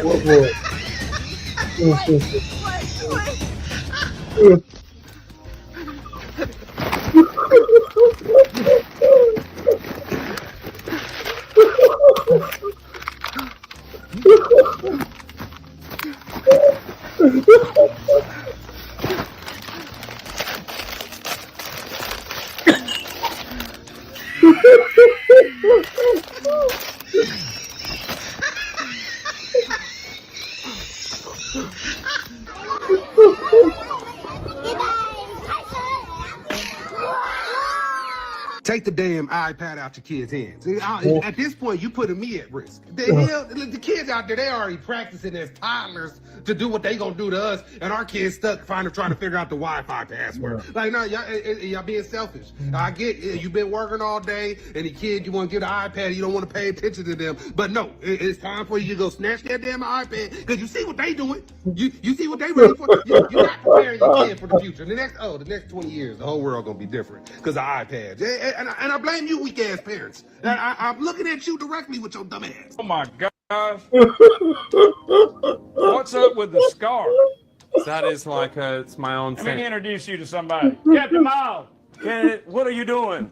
Stand at the position of attention, candidate. Do it. Wow. Head and eyes straight forward, candidate. Do it. Head and eyes straight forward. Stand still, candidate. That is not part of the uniform, candidate. You need to take that off. This outfit is too matchy as it is. And so I was just trying to break it up with some simple horizontal lines. I don't think American leaders and like our military realize that if we actually got into a war with like Iran or anyone and they have to like draft people under the age of 26, like you're not getting like a good lot. Like, that's not going to be a good fighting lot. Like, this isn't the 30s or 40s. Like, you're getting a 22-year-old with, like, Fortnite knuckles and, like, vape scarring on his lungs. Like, dude's not going to be ready to go toe-to-toe in the front lines with some Russian drunk dude. Like, I don't know. So, just fair warning for our military. Like, you're drafting, you know, a losing army. Like, more than likely. Oh, man. That shit was just... Oh man, Jesus! All right.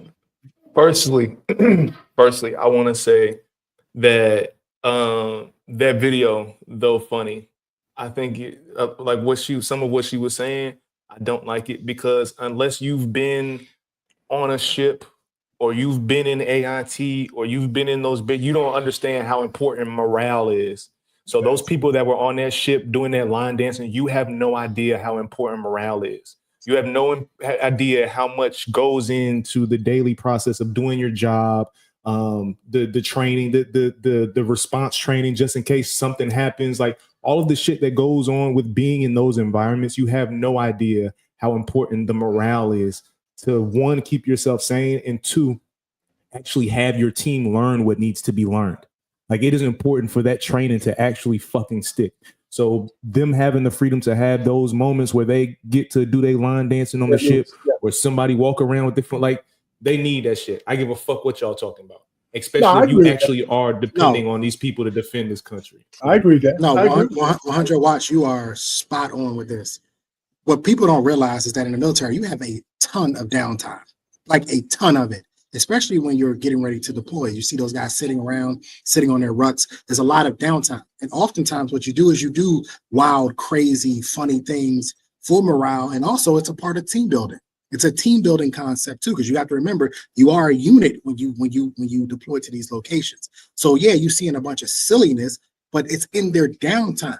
None of this is being shown while they were actually, doing missions or doing operations. This is when they're just hanging out, and there's nothing absolutely wrong with that. We did the same thing when I was in. The only difference was there was nobody running around with an iPhone to put in your face while you were doing it the entire time and post it to TikTok. But we had fun. We played cards. We mimic and mocked our sergeants, and we did all the same stuff because there is a ton of downtime. Here's my one thing. I think that people think that war today is like it was back in World War I and World War II, where we're going to storm the beaches of Normandy and all that type of shit. That's not going to happen. That's not how it's done these days, right? So this idea of, well, you're going to get these softies. Yes, you are going to have some, but that's not the strategy anymore. That's not how it really works. Most of the time, these wars are won in the air prior to the boots on the ground. The boots on the ground go in after all the stuff in the air has been done, where they start to target critical infrastructure and things of that nature. Go look at the Iraq War. What's one of the first things they started to do? They started to take out all the critical infrastructure from the air first, and then I believe it's the Marines. The Marines moved in first, right? That's how they do it. So this idea that you need the biggest, baddest, strongest, toughest, for the SEALs and for the Deltas, you know what I mean? And yeah, for them, yeah, you absolutely do. But most of these guys are going to be standing a post. That's what they're going to be doing for 12 hours, 12 to 14 hours. They're going to be standing a post with a rifle in their hand. They're going to be doing that for a year and a half. So we have to understand war has changed in the last 100 years. It's not necessarily the same. But that video is so misleading. I could not agree with 100 watts any more than what he said.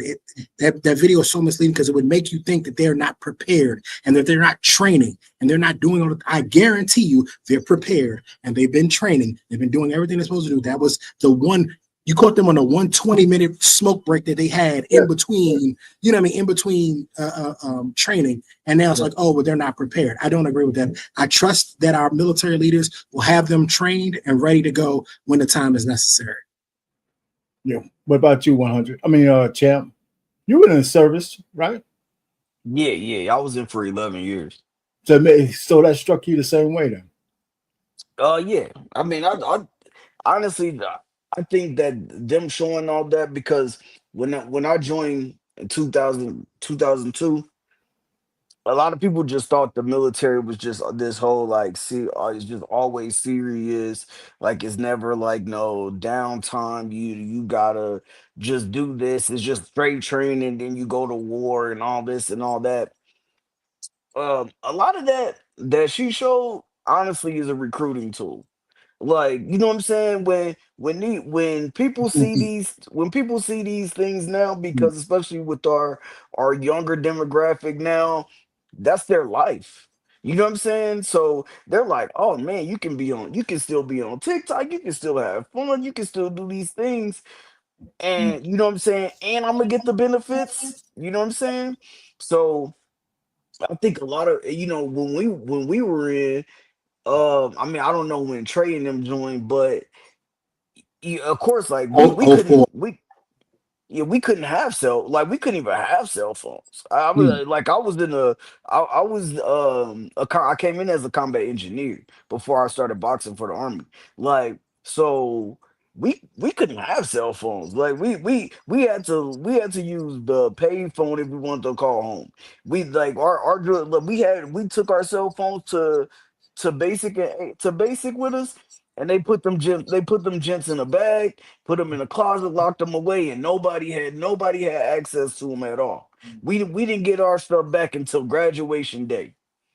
And so, I feel like that's the reason why a lot of people, like where I'm from, they're like, bro, how can you go to the military, bro? How can you do this, bro? Like y'all just be marching all day and doing it. Like, bro, listen, when we get some downtime, bro, we get downtime. Like we be chilling. Like it's just like any other job, except that if some stuff crack off, you gonna be gone. You know what I mean? So yeah, but That yeah, last guy was a full up skit. Man. That was a full up skit, man. But yeah, I just wanted to say that, man. I wanted to come through and show some love. Payne, I ain't been able to be on to come up on BMU lately, man. All right, man. But I'm gonna come back. I think I should be able to come come through on Friday and come say what's up to the fellas. Good, But man. I gotta get ready to record these 2 videos real quick so I can drop these joints this week. But All right. yeah, What man. you doing in reaction to what? Is it a secret or are you going to One of them is you know, the viral clip of the girl from, she was on the Unquestionable podcast, and she was talking about protecting your sons nowadays, because the girl, one of her friends, had told her about a one night stand that she had, and then when she was getting ready to get into a relationship about a year later, she started to have regrets about her having that, and so then she was like, I'm thinking if he, saved me."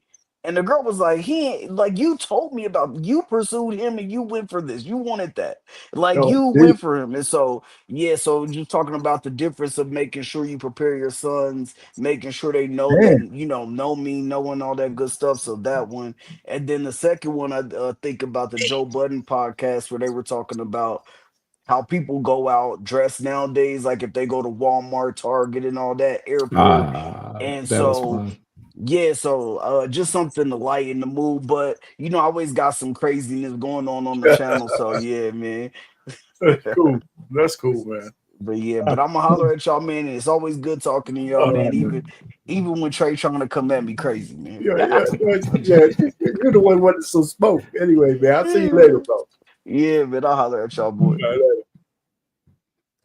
In terms of the cell phone, so in terms of like the cell phone in the service thing, what I can promise you is, because of OPSEC, whenever it is important, like the cell phones are not going to be a factor.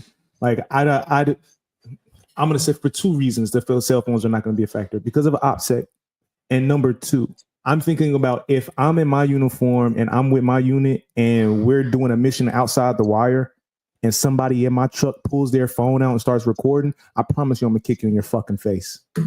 I promise you I'm gonna kick you in your fucking face. And if the squad leader find out that you got your phone while we outside the wire, like, no. So that's not gonna be an issue. Like, that's not gonna be a real issue for real. And I think that we do also have to give credit to like human conditioning. Once you train, like some of these people that we're talking about, once you give them the ability to train and be taught some of it, of course, there are going to be people that fall off. But you're going to find a nice percentage of people that will be able to do the basics of basically like what Trey said. I just need you to man this post and know how to aim and shoot your weapon. I just need you to have the basics. Just stand here, point, aim, and shoot. That's it. So then that's why you get back into the conversation of when I came in earlier and I was talking about some of the people that have prior served are talking about coming back in, because now they want to be able to hold the position of doing the outside the wire missions or doing the actual let's get busy type of work, because they don't want to leave it to the motherfucker that don't have any experience and don't have any need to be playing around with this. Because there are people that do not have the stomach to be doing some of what needs to be done in this shit. Like, seeing the IED explode, everybody don't have the stomach for that. You know what I'm saying? So those that do have the stomach for it and want to put themselves in a position for it, I think it would be in the country's best interest for those people to take that role. That's just my 2 cents on what we just watched today. Yeah, sister says she has somebody, she half Persian. Interesting. She got a little dog in a fight there. Yeah. Anyway, so listen, I just want to go down and just like, yeah, hey, listen, this is current events. We are going to all be impacted by this one way or the other. So that's why I wanted to put that up. Yeah, we've been through this enough times that you now have a choice in how you are impacted. Yeah, right. Like I was 19 when I joined the military. Right. I learned a lot from going to Iraq. Like you can choose how this impacts you and which way this impacts you.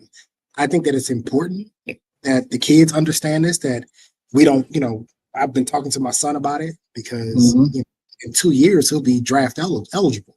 Right.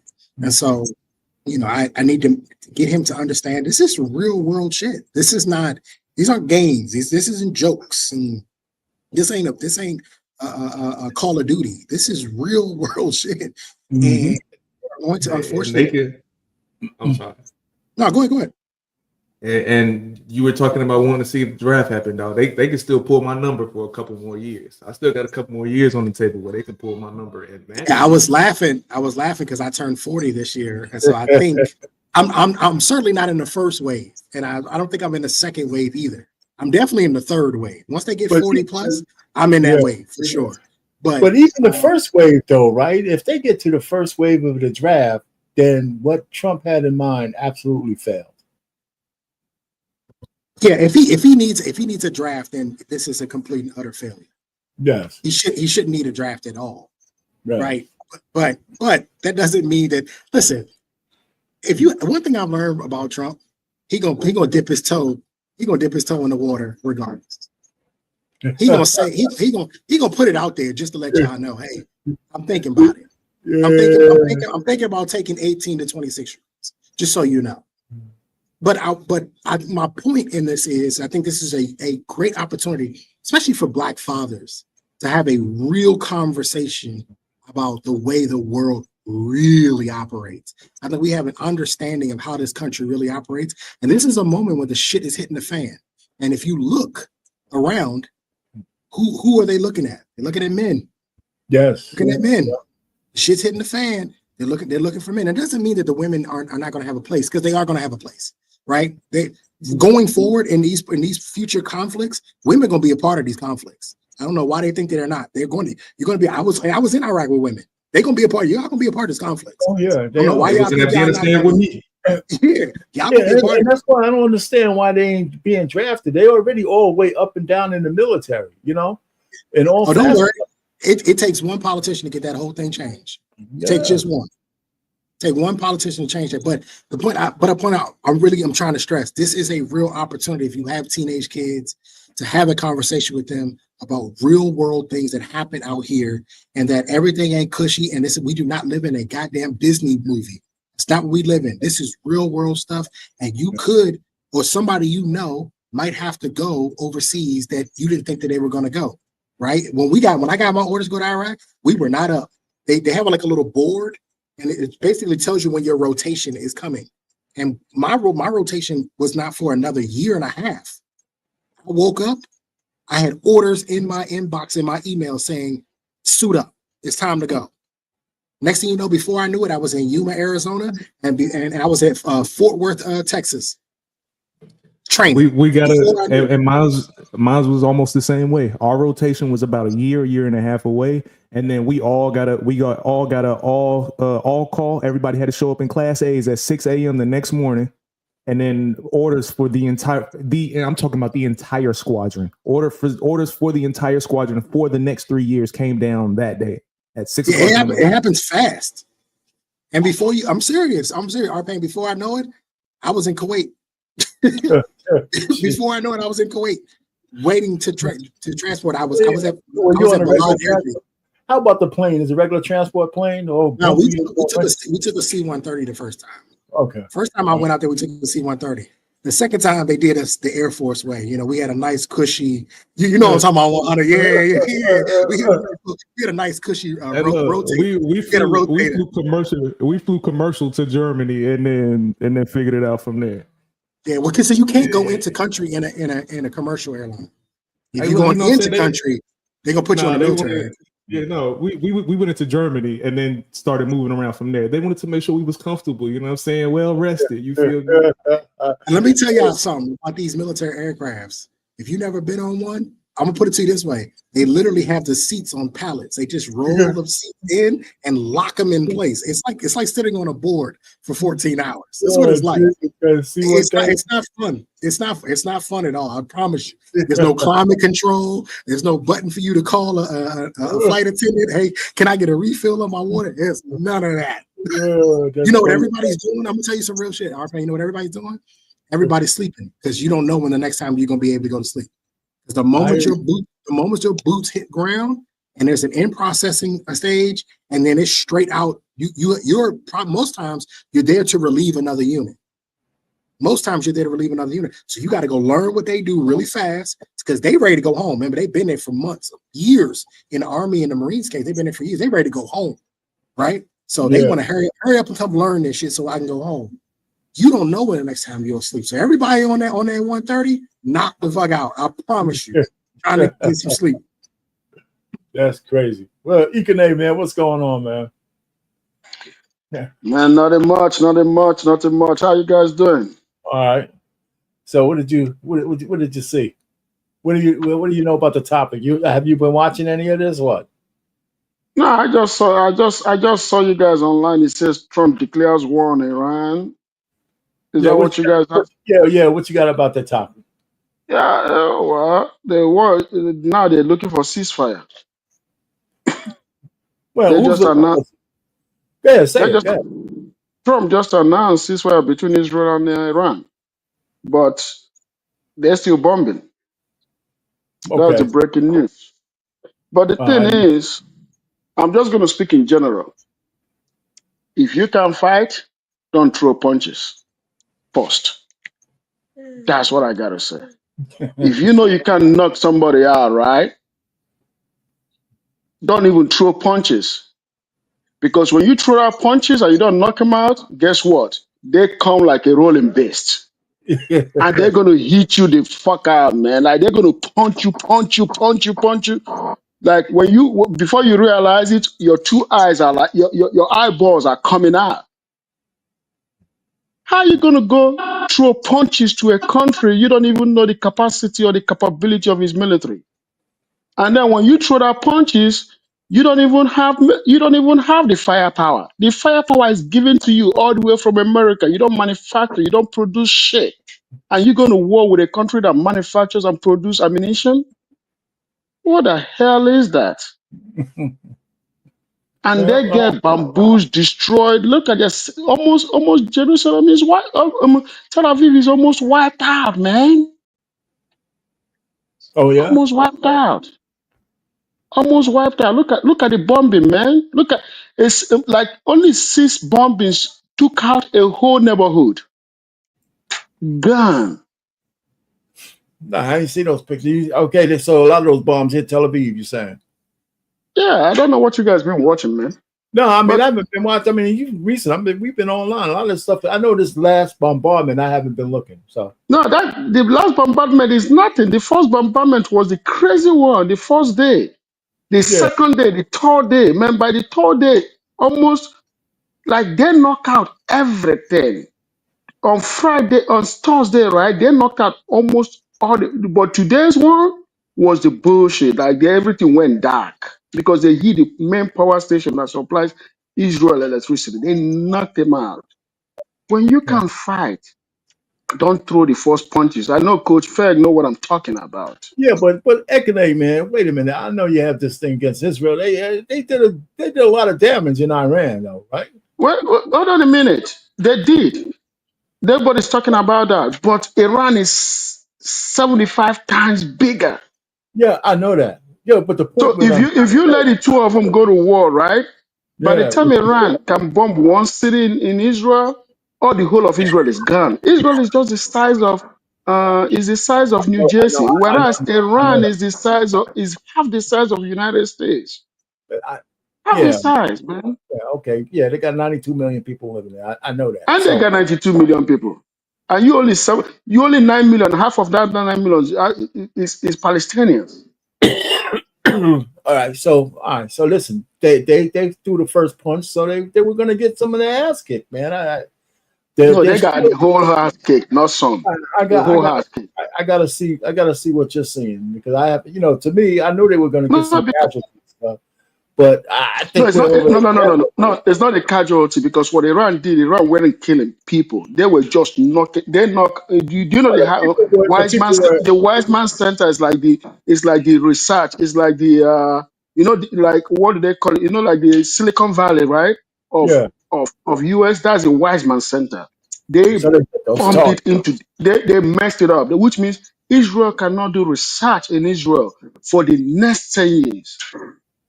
Well, I don't know if that's true with American money. They're going to use your taxpayers' money to get that little. I know they will, but it takes a long to get those things back again because they wiped out 70 years of research since 1937.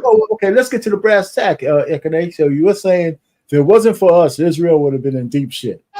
Oh, they would have been. Oh, come on now. What? If it wasn't America, they wouldn't even throw a single punch at the first place.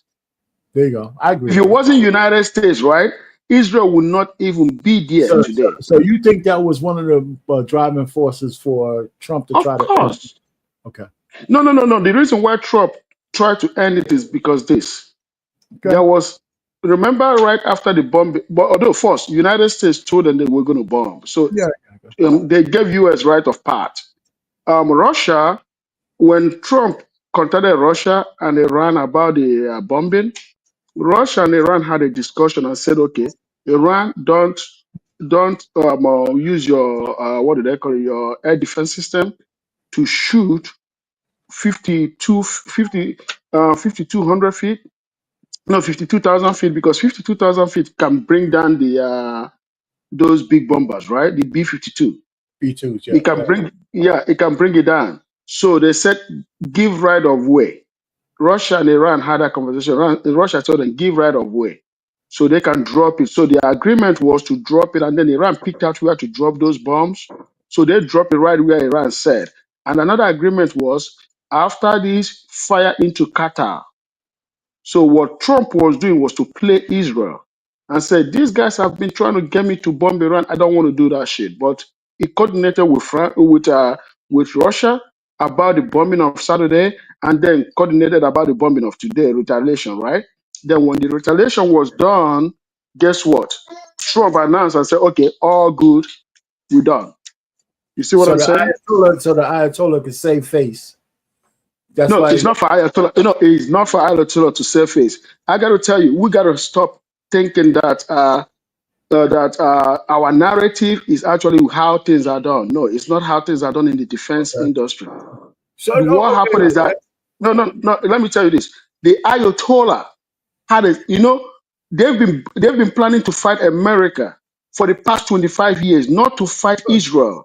You know what I'm saying? Because Israel is too little for them. But what they did was Ayatollah was going to bomb Israel they knew that Israel in 2 weeks or 3 weeks run out of ammunition because America can't supply them because of Ukraine war. America cannot be able to supply defense. That's the interceptors anymore. So their game was to bring it for the next 2 weeks, 3 weeks.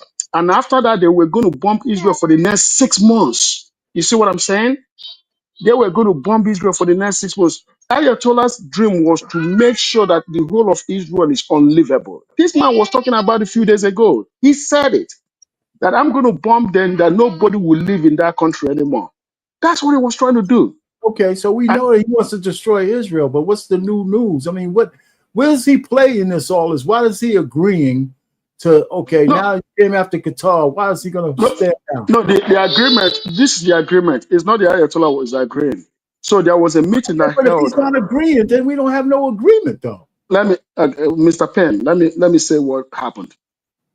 After the bombing, right, this morning, the foreign minister of Iran went to Moscow.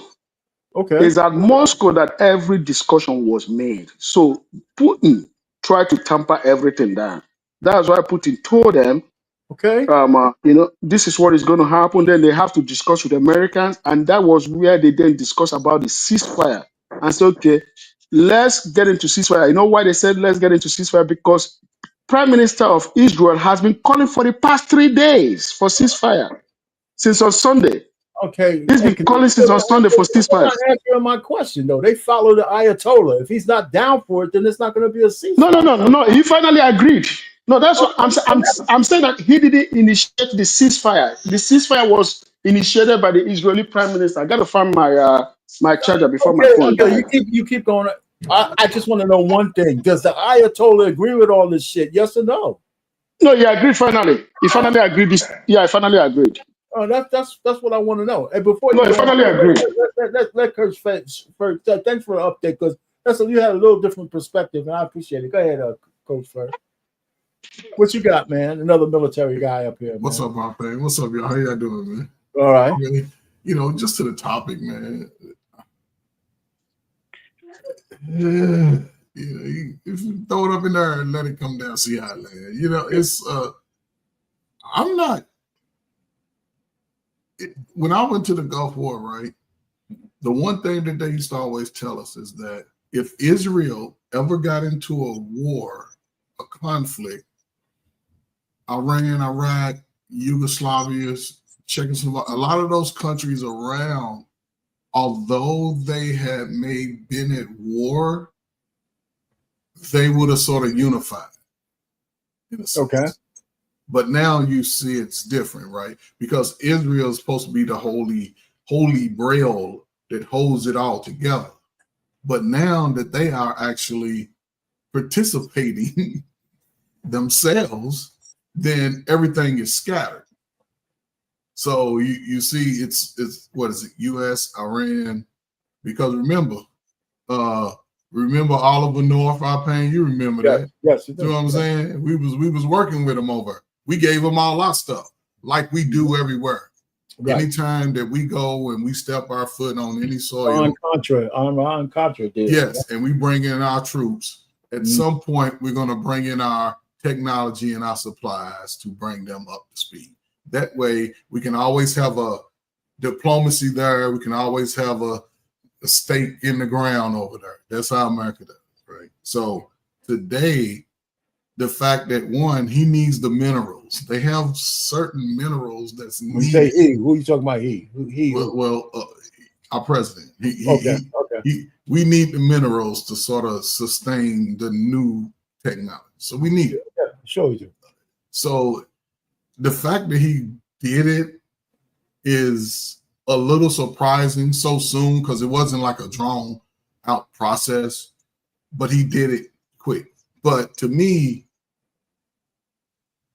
the resources that we're giving to the Israel, SSR and Ukraine, the proxy war that we're in. The resources that was given to that, you see that to me that outweighed this little, because the way I saw it on the news, they sent some, what are those stealth bombers? They sent 3 west out of Colorado. They sent three decoys west, and then sent the bombers, the ones that was going to actually do the damage to that area. So they was targeting nuclear sites. Yeah, I mean, okay, so yeah. No, I'm just saying. So, but that's it. Now everybody's coming to the table and want to have a conversation. Since we've been on, that's why I haven't been able to get the latest news. I still got to see it for myself that the Ayatollah is telling the rest of his guys to stand down, because that means that that means if he was able to shoot some missiles at Qatar, he killed 3 American soldiers already in Jordan, right? Okay. Well, some of his proxies did that. Okay. But if that was enough, then I'm thinking he's just looking to save face. Because it doesn't make sense.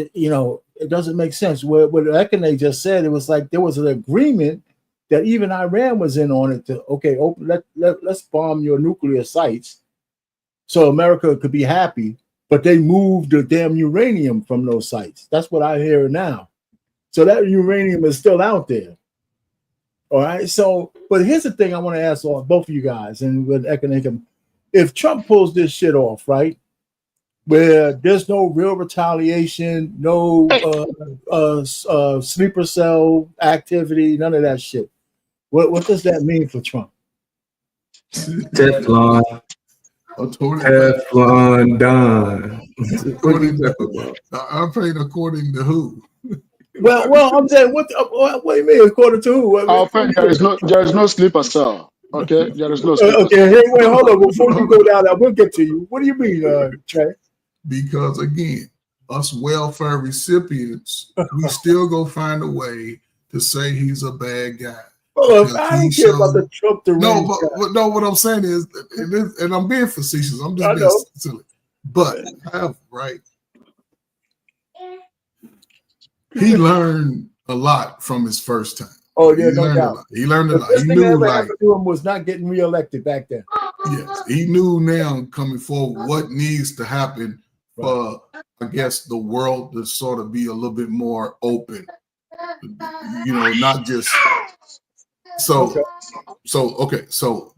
Just to answer your question specifically, what it means for Trump is that if he's able to pull off what he's saying he's trying to do, he could probably go down as one of the greatest presidents based off the majority, but the minority can always say he's the worst because he's taking away from the welfare and the people with their hands out. Get y'all lazy asses outside, get a job, get your kids a job. If you're 35 working at a restaurant, get the hell out of the restaurant. Let your kids get the restaurant job because that's who it was meant for at first. Get out here. You can join the service. If they start recruiting, you're 35 and over, you ain't doing shit. You got about 6 months in you. Get over there, do something. Other than that, no more free handouts for no nigga 21 to 41. Everybody work. Everybody work. If you don't want work, show me your disability papers. Yes, we're going to give you a little check, give you some food. But if y'all asking work, smoke weed, drink, shake it on the table, everybody twerking, get out here, volunteer, salute to all the soldiers. Y'all do a great job. Everybody else, shut the hell up unless you're going to volunteer. I hear you, man. So, Ikene, give me back. Let's go about don't sleep yourself. Go ahead, man. Yeah, no, I'm not going to sleep on here. You said don't sleep yourself. No sleep yourself. No sleep Why yourself. you say that? Why you say that? The reason why I tell you that is that you got to understand that American foreign policy is far deeper than you think. In the sense that they make up things. When they deal with you, I'm a foreigner, right? So I know the effect of American. I know the effect of American foreign policy than most of you, in the sense that we are on the receiving end, so we are on the other side. You guys are here facing the media, listening to what the media is telling you, but whereas we the one that will tell you, no, the media is lying. Because the thing is, they demonize Iran. They say all these things about Iran. Iran have their bullshit going on. You see what I'm saying? They have their bullshit. But they say all these bad things about Iran, and you that have never been there believe it. Because that's what they want to sell to you. You got to understand that America has the most clandestine and that's when it comes to covert operation, when it comes to misinformation and all these things. CIA is badass. Like they will say things that will make your stomach turn, and you'll be like, I never did this shit. I will say you did it. Hold on. What I'm trying to say is this, right? There is no sleeper cell here for Iran. Okay, so but they do have. Well, hold on. This thing right there. For you to definitively say that there's no sleeper cells, where do you get that information from? Because I would submit to you, in the 20 million people that came across the border in the last 4 years, I think it's harder to believe that there aren't sleeper cells than there are. I mean, I know America. I know this is part of the propaganda to get people scared. I agree with you there. But that's to say, and sleeper cell, we kind of think of the movies and shit like that. But they got some nefarious actors here in America. Didn't they just have one in Louisiana? Wasn't it just an Iranian dude down in Louisiana who did the parade? Guess what? Let me say this to you, Mr. Payne. Yeah. If you're a white America, right? And you're in Nigeria, and Nigeria is doing some bullshit to America, and you don't work for the U.S. government, you're just somebody that love America so much. You can turn into a sleeper cell. You can do some things bad to Nigeria because you don't feel happy what Nigeria is doing to America. If the United States is doing something bad to Iran, and there are Iranians here, just like during the Second World War, you know how the Japanese people went through all that thing, and some of them reacted, most of them was put in cells. That is what always happens. Somebody will become a sleeper, will become somebody that will do some things to a country that they believe is doing something bad to their people. You see what Good I'm night. saying? Especially when you have cousins that got killed So by you're just American saying bomb. so you're saying it's not state sponsored. It's just the It's individual who not. might go. That's what I'm trying to say. It's not state sponsored. So individuals will react, just So like the that is Egyptian guy. so you now make that a statement that is hard to believe. You're saying that people have the ability to do it on their free will, but Yes. an intelligence agency wouldn't utilize their resources to do the same thing that someone would do for free. Yeah, That's what you're somebody. telling me right now? No. They can do it, but you got to understand that what you pay to do and what you do out of your loyalty to your country are two different things. You see what I'm saying? Those are the ones that are not detectable. Okay, If so somebody like you right now reacts out of your own personal will, something must have built up that make you to do that. But if you paid to do it, usually you can get caught. You see what I'm saying? I do Yeah, understand you what you're can get saying. caught I because of do it, understand. because of internet. Yeah. I understand what you're saying, but again, this is an intelligence agency of a country that would take people and train them for the specific purpose of not being detected living a lie, for the intention of one day being a call to say, "Hey, big dog, today, homie." Like that is a very high potential. Okay, let me say this to you, right? Do countries have intelligence officer, people that can do damage to another country all over the world? Yes, they do. How many But countries does the United States have a military base in right now? military base almost all over the country, almost all the countries, except the ones that are not in agreement with the US, like rivals, like China, Russia, those ones, Cuba, the ones that actually Cuba, United States they got have a Guantanamo base Bay. there. They Yeah, have Guantanamo Guantanamo Bay. Bay. What am I talking about? Yeah. So what I'm trying to tell you is this, right? Countries do have intelligence officer embedded in their embassies around the world. Countries do have that. But Iran and United States do not have embassies in both countries. So Iran's to have a sleeper cell here. Yes, they will have sleeper cell, but it's something so tangible. Because number one, Iran is not fighting America to terrorize America. They just want the what do they call it? The sanction lifted so that they can do business. Mm-hmm. But since the sanction is not being lifted, now they're going towards this, they're joining BRICS.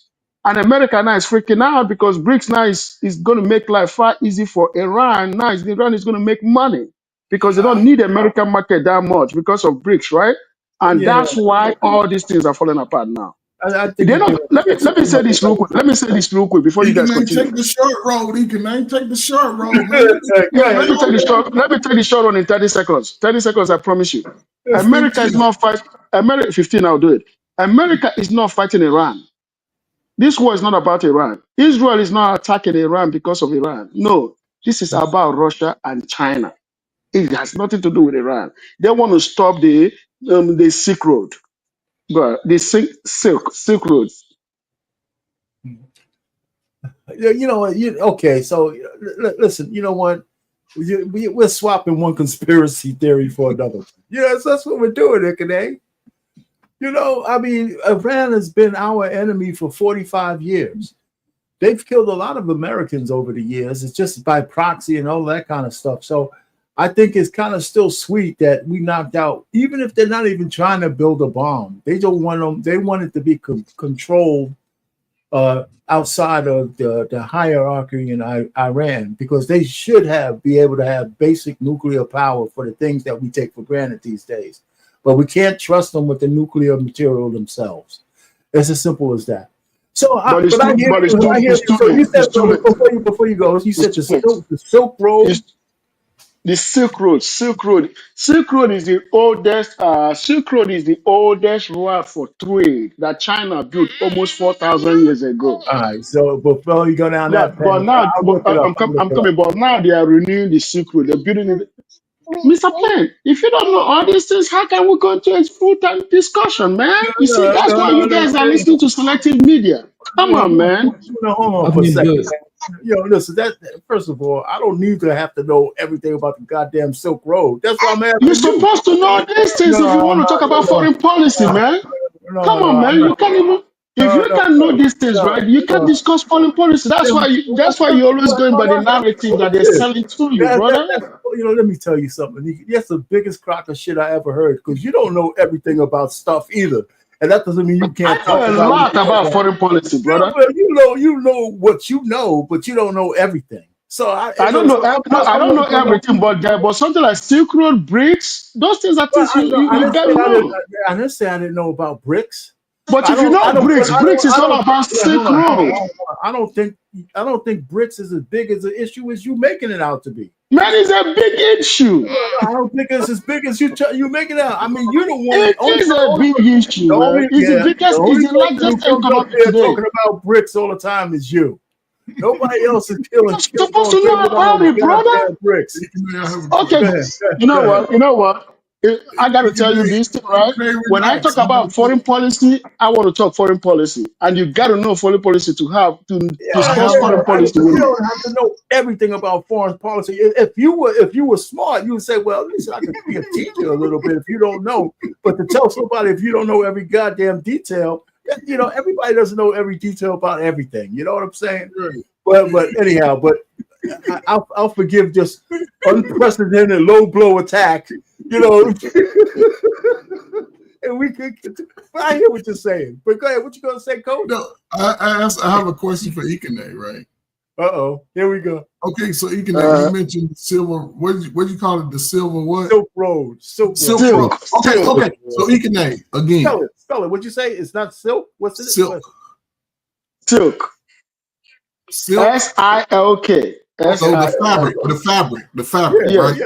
Okay, so because Chinese produce, they started producing a lot of stuff. Okay, yes. In your shortest answer, what could you explain what that road is? Okay, well, I'm going to start, but it's short. Don't think it's long.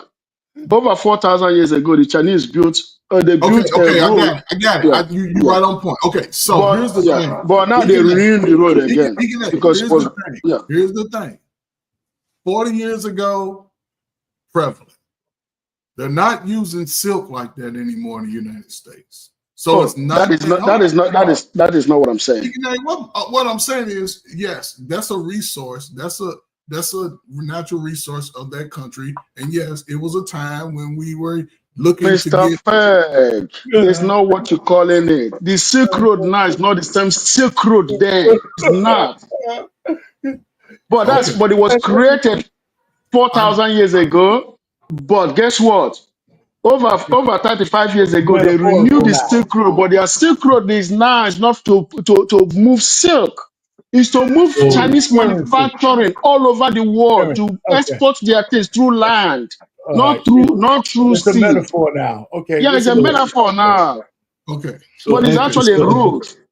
So my thinking is this, right? So my thinking is it's a clear understanding that definitely in the United States, foreign policy is not a part of conversation. Like it's not a. It's not. No, it's not. You're right. Conversation about foreign policy, right? So now we're doing this thing where we're trying to get people into foreign policy, and when we're talking about this particular Israel-Iran thing, before you even add the complexities of the Silk Road and all going on with this one, I got Mr. Payne confused about it, right? I'm not confused. No. I'm just saying, even in the sense of like just the simple fact that if you look at the presidency in America, all the way back to JFK, Iran not having nuclear weapons is a specific running topic on both sides of the party. That's right. Bill Clinton has ran and said he's willing to apply pressure to Iran if they want to start doing it. Obama did it. The other Clinton did it. Joe Biden did. All of them. George Bush, everybody on both sides. Trump did it the first time. He did it again the second. Everybody in this country has ran on the policy of Iran should not have nuclear weapons. So now because Trump decided to pull it out and put it on the table and say, no, y'all not going to have nuclear weapons. Now it's this thing where people are trying to overcomplicate this and make it something more difficult than it needs to be. Like, I'm not saying that what you're saying, I'm not telling you that what you're saying is wrong, because I do see that there is a possibility of Russia playing Iran to get us to start fucking with us. Like, that's why I keep saying that this can escalate a lot quicker. Like, this can escalate very fucking fast, because I do see that there is the potential for that. But in order to get people to just be a part of the conversation and have an understanding of what's going on, I think that this particular thing within itself already has enough complexities to kind of get people in the direction of wanting to have the conversation without even having to add that in there. But watch, look at it this way, right? It's too late now. Because once those missiles were exchanged, right? That when that gun leaves the barrel, it can goes back, right? Am I correct? Iran is going to have nuclear weapons, and I'll tell you why.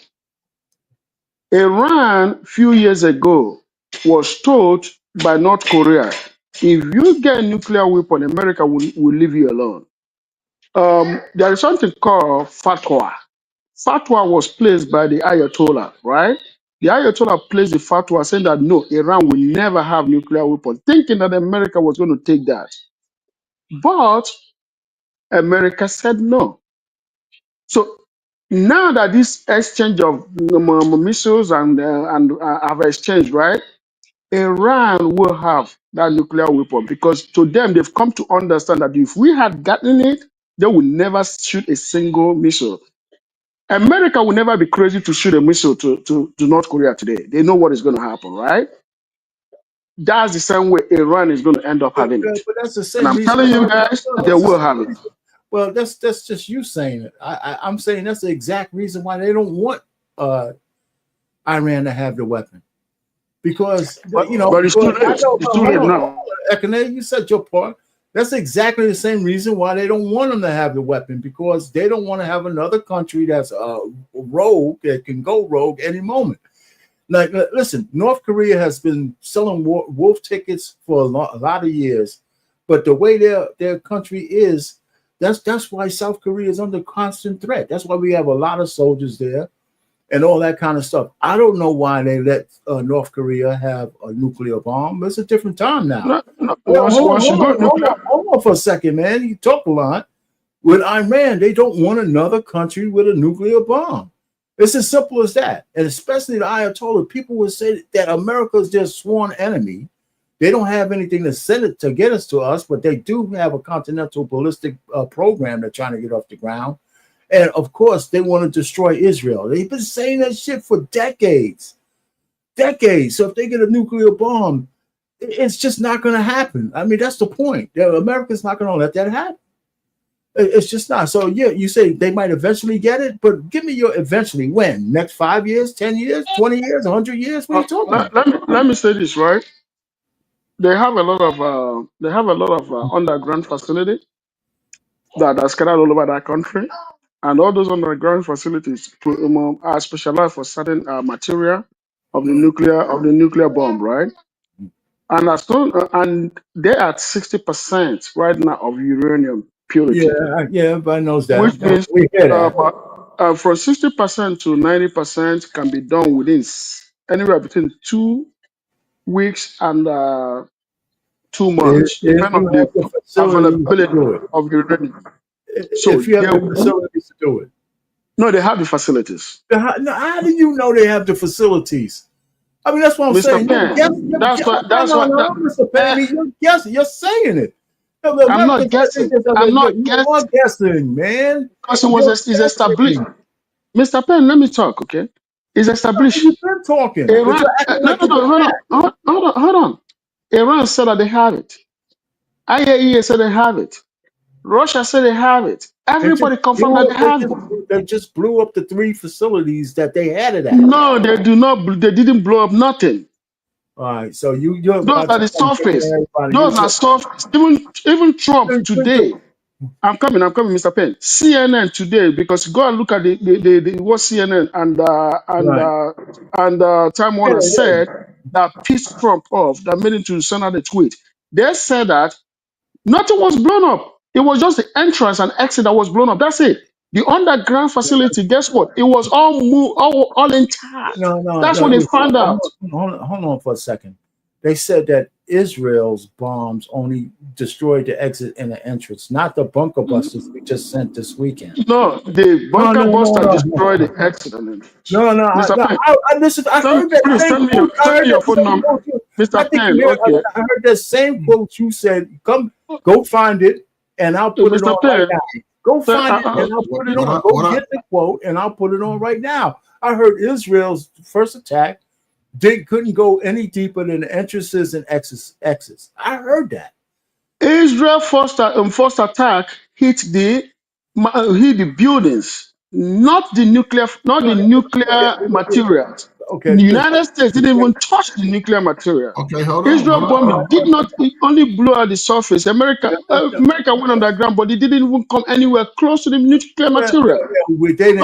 I'm coming. In construction, they might have moved the nuclear. They moved it, not that they might have. It was all moved. Hold on now. That's different than saying the bunker busters didn't work. That's different than saying the bunker busters didn't work. Right. They didn't work. No. That's different. That's a different argument. That's two different arguments. Let me tell you why it didn't work. Hey, listen. I don't know. You listen. Just listen. Okay. So let's say it's in our Payne's house today. Our Payne gets intel that it's going to be something coming his way. He's going to send them to me. Our Payne understands what's getting ready to happen. So our Payne, he sends the supply to me, plus he bunkers out. He leaves this place. It's already coming. So when it comes, ain't nothing there but what's left there. Yeah, well, the facilities so there, happened. the centrifuges are there. The facility was damaged, but as far as let me tell you guys why it didn't work. Let me tell you why it didn't work. We know it didn't work because they moved it already. No. Not only that. I'll tell you why it didn't work. The first reason why it didn't work was because, number one, the bunker buster can only hit halfway to actual location of the facility. The facility is about 200 feet deep underground, and each bunker buster can only burst about 75 feet. So for you to hit that, how many? I'm coming. It doesn't matter how many. For you to, let me tell you why. That's my second thing I want to say. Let me say the second one. The second one is for you to actually blow up that facility, right? You have to have what they call sustained bombing that can take up to 2 to 3 days of sustained bombing hitting the same place. They only threw 6 and left. You can't do that. And it's only one drop. Hold on for a second. You keep talking all this stuff, right? Maybe they weren't successful, but let's just talk about it. You said that's what I said. Hold on. This is your assumption it didn't work. There's nothing. I haven't heard one thing that said it didn't work. I heard they might have moved the material, but if one bunker buster can go 75 feet, then 3 can go 225 feet. So Ikene, hold on, Ikene, you're on mute. Good. How far did you say those facilities was on the ground? How far are those facilities on the ground? How far? 200 feet? Yeah. That's what he said. Feet? Yeah. Now it's saying that those missiles can go 200 feet on the ground, but typically about 60 feet reinforced concrete. So it is what it is, man. You're on mute. Yeah, good. You're on mute. Oh, Coach Feg, God bless you. That's what I was going to say. You know what? Now you're talking about about 60 to about 40 to 60 feet of reinforced concrete. And not only that, Mr. Payne, you are an engineer. I don't know if you did construction. When you do reinforced concrete in an underground, it's done in a triangular form. Okay. So in that triangular form, when something hits it, it deflects. So that's why you have to have sustained bombing. Because each bomb that comes out when it starts hitting the reinforced concrete, right? They start deflecting. They're not doing anything. I know you want to keep talking, right? They said they hit those things with, I think, 3 to 6 bombs in the same location. No. Wait a minute. Wait a second, man. You want to keep talking. I heard what you said. But I mean, I know you want to be hell bent on being right, but listen, the point is, I haven't heard anything that they didn't get to those facilities other than you saying they didn't do it. I mean, we've been on this thing for like 3 hours. I'm gonna go ahead and do some more research. If you come back on, I say, okay, Ekene, you're right. They didn't do shit. This was all bull. Please do the research Well, because right I'm gonna like us to have this conversation again. Well, I mean, because you ain't bringing no receipts other than what you're saying though. Yeah, you got to come with your. Hold on, you got to come with your. Oh yeah, I'm gonna come with a lot. I just A whole lot. A whole lot. Hey, listen, I got the controls. I'll put it. Yeah. And Mr. Penn, let me ask you a quick question. When is the next time that you're you holding this? When you is the see next time? the hatred in the Mr. Payne he's giving me. No, I would love this, man. When is the next time you're going to discuss this? I'm here every Monday. Okay. Next But Monday, I don't know if it's going to there'll be the be a same. whole lot of news. I don't know if it's going to be the same topic, but if you come with some receipts and Oh, yeah, I will. but hold on for a second. By then, after I get off and hear some more news, I might say, you were right. You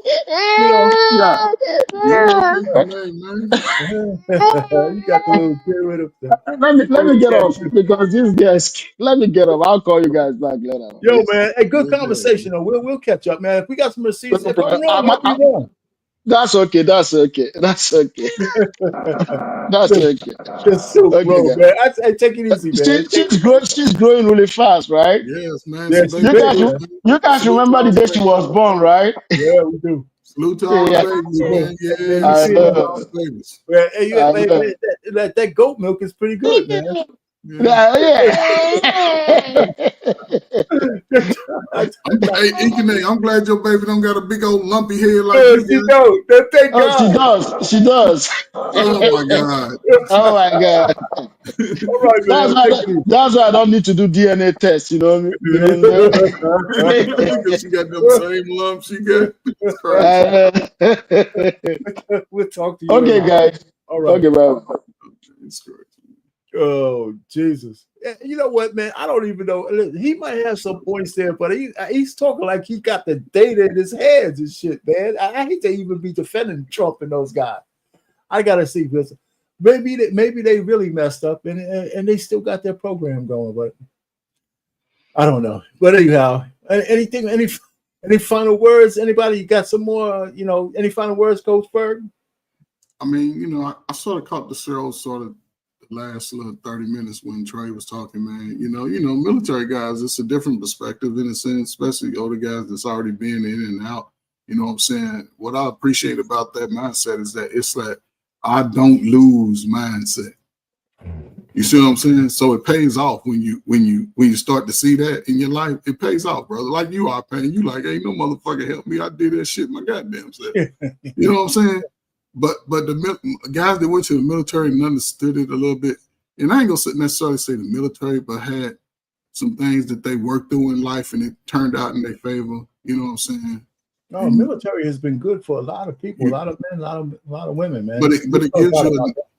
I think if you go in and do your little time, your little enlistment, get your armor discharge, it does you a great benefit. It gives you, a lot of guys find their way, and it's good because they have a no-lose attitude. I don't lose. I win. And whatever path they choose in life, whether they working, construction, you know what I'm saying, whether they being a chef, a cook, and they had that type of, pushing, for the most part, it's successful. Guys got disarmed or discharged. Something was going on, or they just said fuck it and was stupid. They couldn't give up the BS of life. You know what I'm saying? But man, right. The fact that this is war, though. I mean, when I you see this, I was a private, man. I was a private. I went straight to the Gulf War, straight out of basic training. And once I did my AIT, I went straight December, I was running along the Persian Gulf. I wasn't scared, but the first thing I did when I got off the plane there, I kissed the ground and said, I'm going to make it back home. When I saw people and I was talking with people who lived in that region, I learned a lot about the world itself. My perspective is probably a different approach than most people, right? but I still respect people, and I respected that region. I saw how it was a different run. It was clean. It was immaculate. I saw jet ships every 20 minutes filled with missiles and bombs going out. Come back, they empty. I saw clouds of smoke for 30 days over my head where Hussein said the oil wells on fire. And we went over and capped it off and took all our little money, our resources. And when you in those zones, because the military is self-sustaining. That's what people misunderstand. Well, self-sustaining without taxpayer dollars. No, because the military is self-sustaining because it does this, our Payne. Everybody works in the military. There's nobody over talking about I gotta get my check on the weekend. You working for that. Ain't no, you know what I'm saying? Every soldier is working their job, whether it's supply, driving the truck. I agree. Not everybody goes to fight. Not everybody goes to fight. Yeah, I know that. I know. But the logistics footprint is much larger than the fighting force. There's no doubt about it. But that's the beauty of it, though, because if you can apply that concept to regular life, you always win. You always. I ain't met a military guy yet that if he understood he's good right now. He's working. He ain't complaining. He might complain like, "Damn, I got to work," but he know what the end goal is. No, I agree. The brainwashing work. The military has been great for a lot more people than it hasn't been. Brainwashing. Did you get brainwashed when you listen to people tell you can't do shit all your life? That shit brainwashing right there. They teach you how to survive. I didn't carry my weapon one time in the Gulf War. I was right there. I was there when they bombed the barracks, everything. We were shooting ball outside. Yeah, you know what I'm saying? I just went through that. I got some cakes over in the Gulf War out there on the desert. I lived on the desert for 5 months. I've seen a Scud missile in the air. When I came back, I said I'd never be a ninja again in America. I'm gonna be a free man. As ugly as I was, I took on that. I finished up my school. I got my certifications. I just said, let me just go help people, and that shit paid off, bro. I hear you, brother. I hear you. Hey, listen, man. Hopefully this conflict. I mean, of course, you wish for the best, man. But once the bullets fly, man, like you said, you never know where they're gonna end up being. It's just we gotta stop crying. Everybody better find somebody they can grab with and get their arsenal together. Get your MREs up. Stop spending money on bullshit. Stop spending money on bullshit. Get your 5.56s up. Get 12s. Hey, but okay. 5.56, 7.62s. Let's go. Yes, don't waste them on nobody. Just behold them. What about you? 100, man? What you got? I thought there was a they came here and tried to school all of us on foreign policy down to the last digit shit. But that's my guy, man. That's cool. What you got, man? I think we talked about it. What I wanted to pull off was, and I'll let you go in terms of talking about something other than male-female bullshit, man. It's like real shit that's going on out there. I think even if it's cocktail knowledge, we got to know what our soldiers are into. And I'm glad you picked up on the parody one, the pick book lessons put out there, because in downtime you should be able to cut loose, man. That doesn't mean you ain't going to be ready when you need to be. So, but go ahead, man. What you got? I think that situations like these are definitely easy to overplay, right? Because the idea of any operative of America is to have everybody in country dismantled and given misinformation. Like it's very easy to let these things become super dramatic. This is just another situation where you do see how divided the country is on even just protecting itself. Just the idea of protecting itself and how divided that idea is. Right. The next couple of days, while we were live, they did. It was announced that he did do a ceasefire, so we'll see how that goes, and just See how things unfold. You just can't be too ready to just stand in one stance. You're like, fuck it, we're going to war. Like, calm down, slow down. It's okay. You know, drink some water, take a knee. All right, take a fucking break. And let's figure out what's going on first before we just start jumping out the window and ready to start acting a fool. So I think this was a great conversation. I enjoyed this conversation. Yeah, I think this is was pretty definitely cool, a developing conversation. Yeah, because it still ain't over. We might maybe we might have to have a part 2. I don't know. You know, because especially now that some developments are happening that might change some of the conversation. So I might just go ahead and say to BMU, we're gonna throw up another part to see where we at in a week, because that might make sense. Unless you got something else that you have in mind there, 100.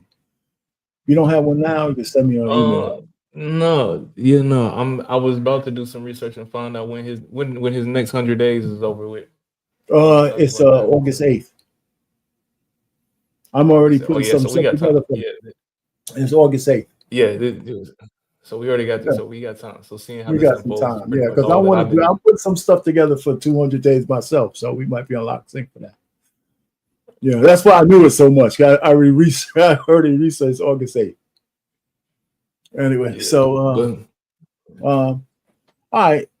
Listen, I'll probably go back and say, hey, let's relook at this same title part 2 and see where we're at, because there's going to be some differences. And I hope Economic pops back up with some more receipts and stuff, and hopefully we meet his educational level and shit, Professor Economic.